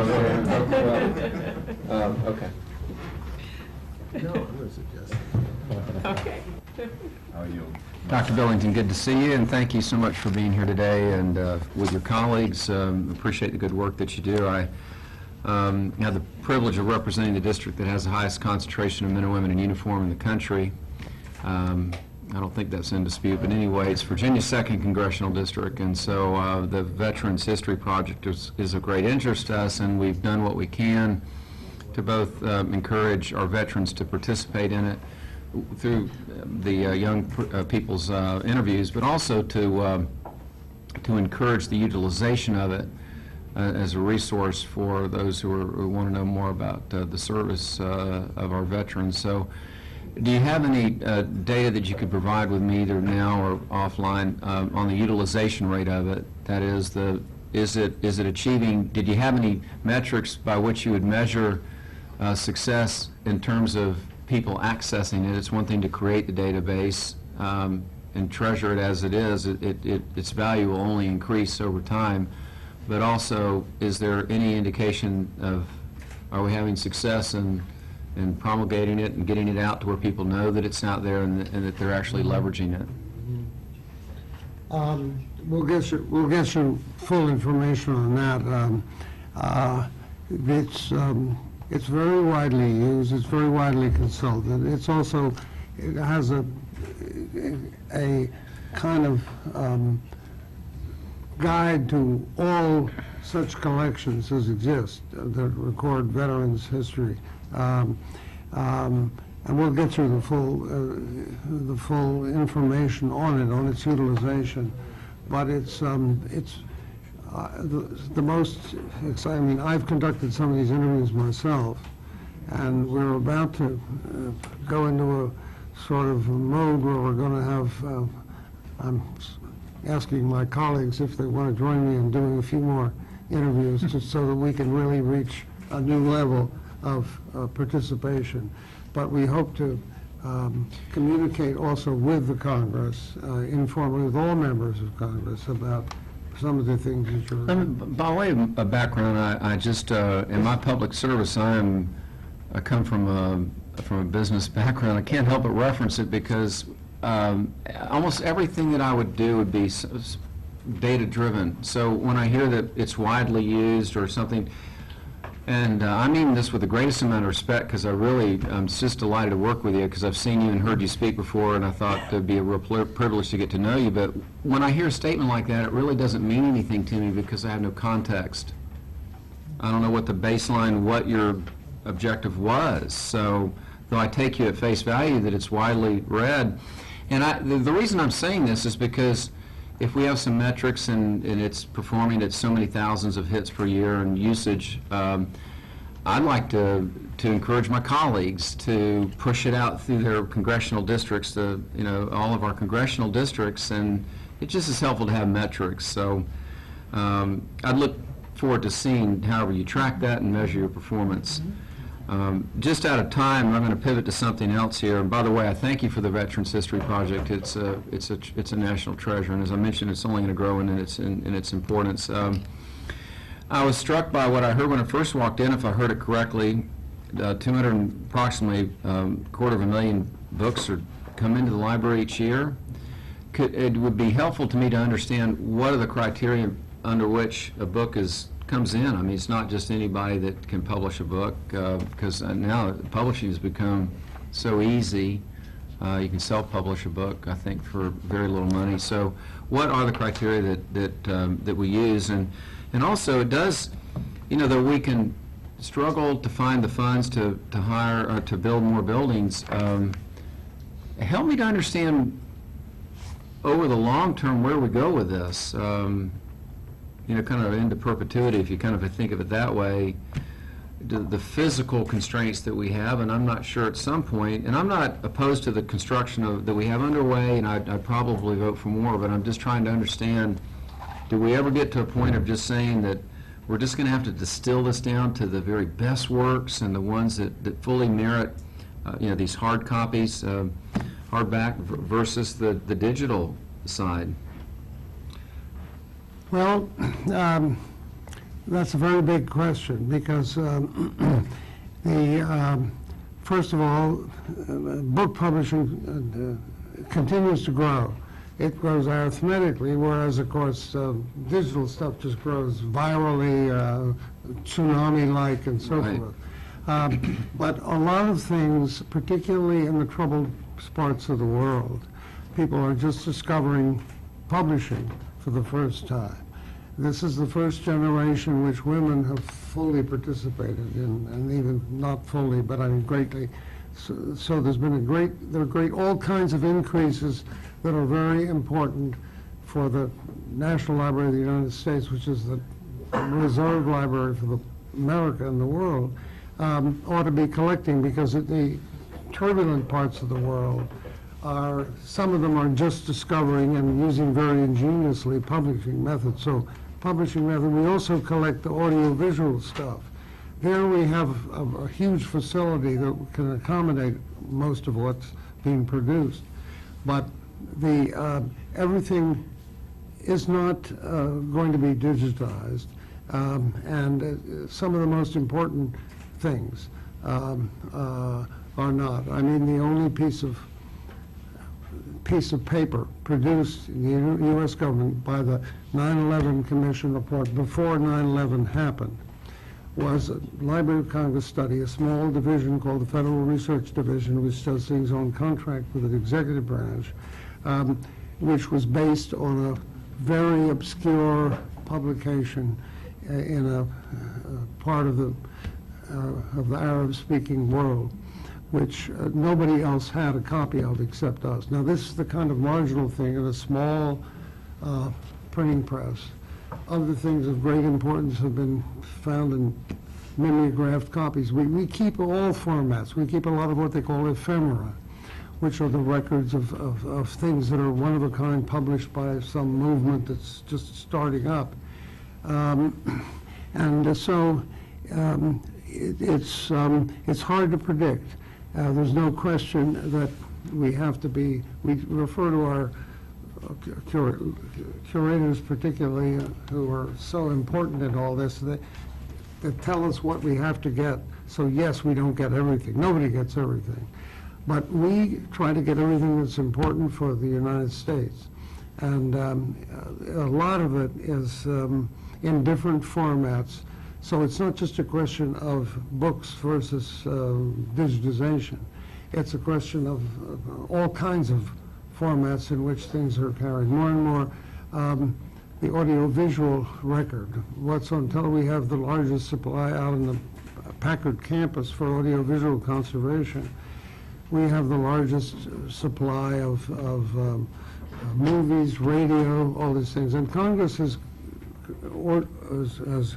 mandated us Yes, to right. set up these national registries of the most important things, so that helps determine the choice. So no, we won't have everything, but once again, relating to the point that our chief of staff said, our staff has a feel for this. They a long time, they have linguistic competences, they have area competences, and that's what we have, that's what's in danger of getting diluted, as the head of CRS was saying.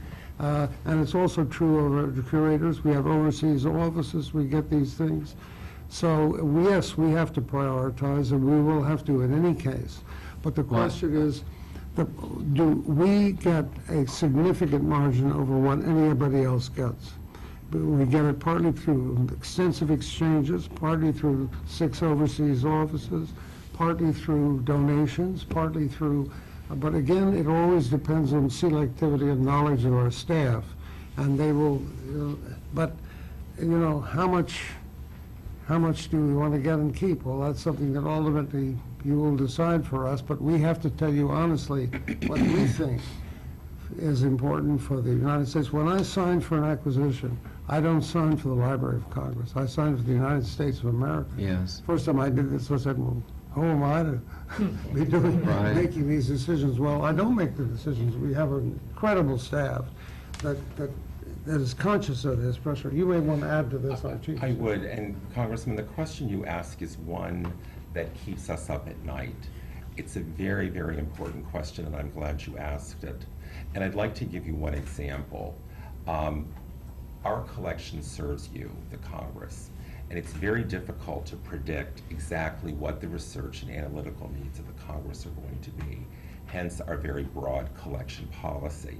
But to give you one example, in our law library, for decades we have been collecting the legal documents of virtually every jurisdiction in the world. Court cases, gazettes, laws, because we never know when the Congress, with defense or foreign affairs needs, will need that kind of material. So many of these countries are not putting their material online. They still print, and we still collect those. And we routinely get questions from the Congress using this collection. A conflict in Afghanistan, a conflict in Iraq. And we are often the only source for those kinds of documents for the Congress. Even the jurisdiction often doesn't have as a complete collection as we do. So it's one of the challenges we face. We have to continue to think about it. But ultimately our goal is how we can best serve the Congress. It's very helpful, and I know this, Mr. Chairman, that a deeper dive, perhaps when the House pace slows down a bit, maybe this summer, would be in order, certainly for me, to just get up to speed on all this. But I appreciate your service, and thank you for the patience you've given us here with the questions, Mr. Chairman. Thank you.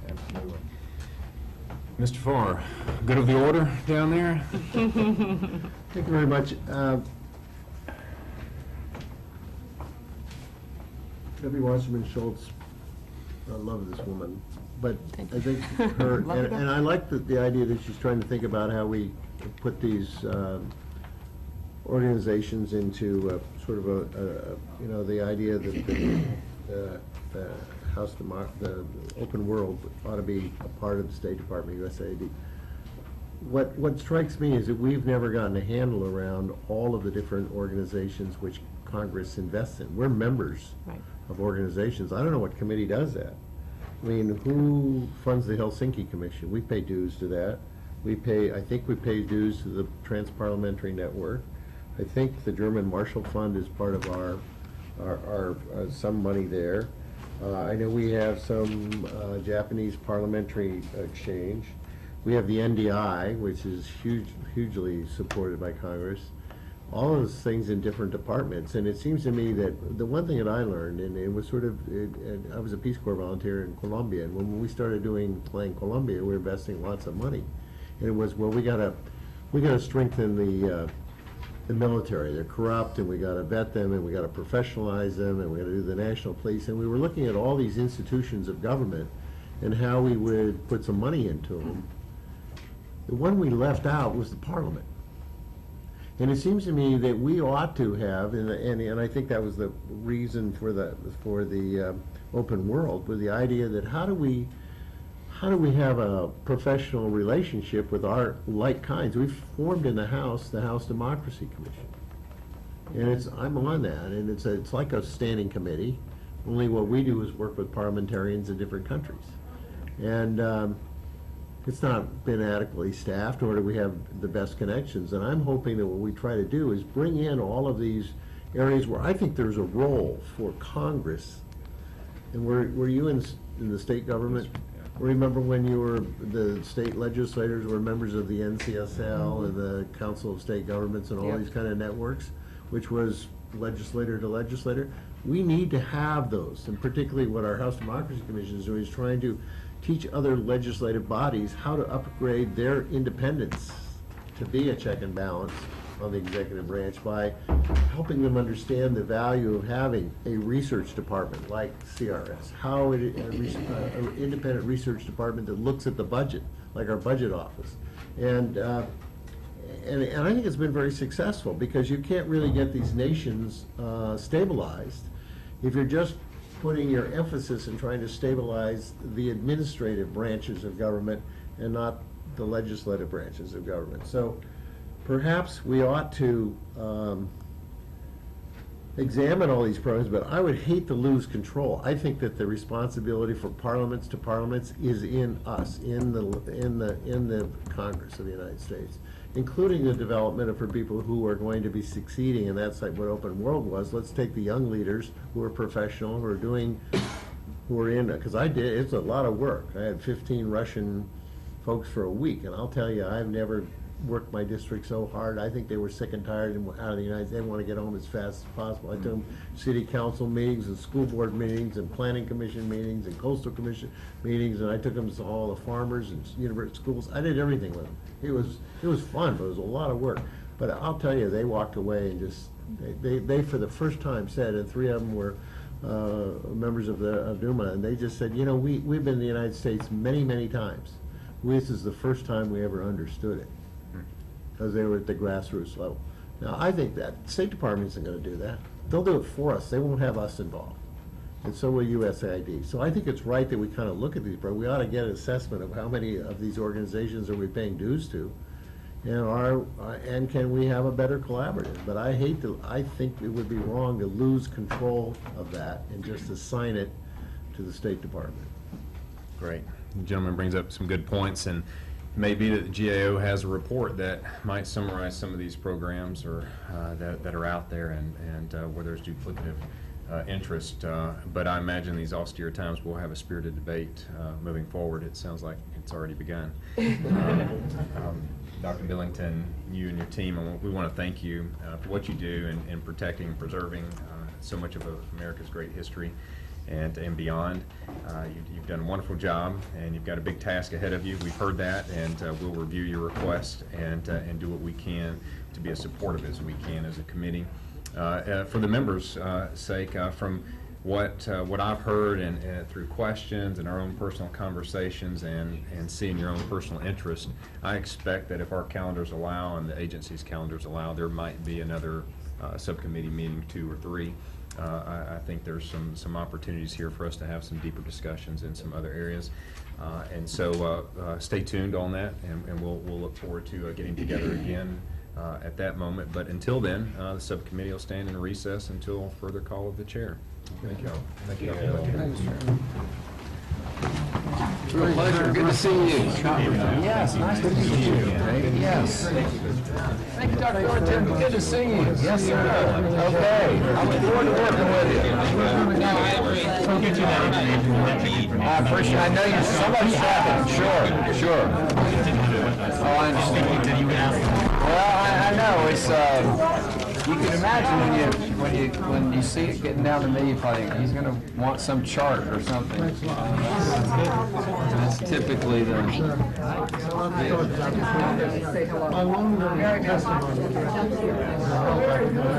Thank you for what you're doing. You did a great job. Very, very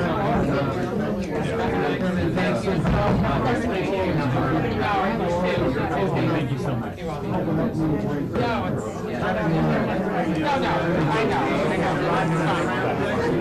I was just, logging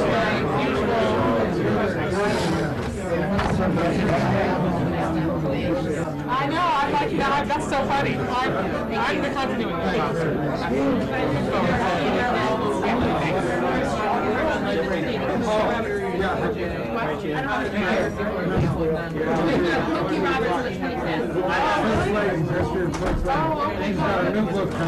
Did we give you one the other day? You did, and I'm picking out your mark, yes, absolutely. Did you run for the chairman, David? Yeah, I gave one the other day. Yeah, thank you.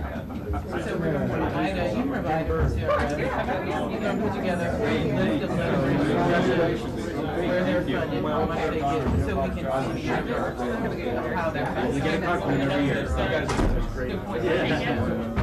You guys, thank you. Thank you. Sue, I wanted to give you. Let's do it. He's one of my least favorite. Thank you, Chuck, again, for being here. What a nice view you have. Jenny, thank you very much. Hope you have a fabulous weekend. Big money, no whammies. Right. Thank you. See you.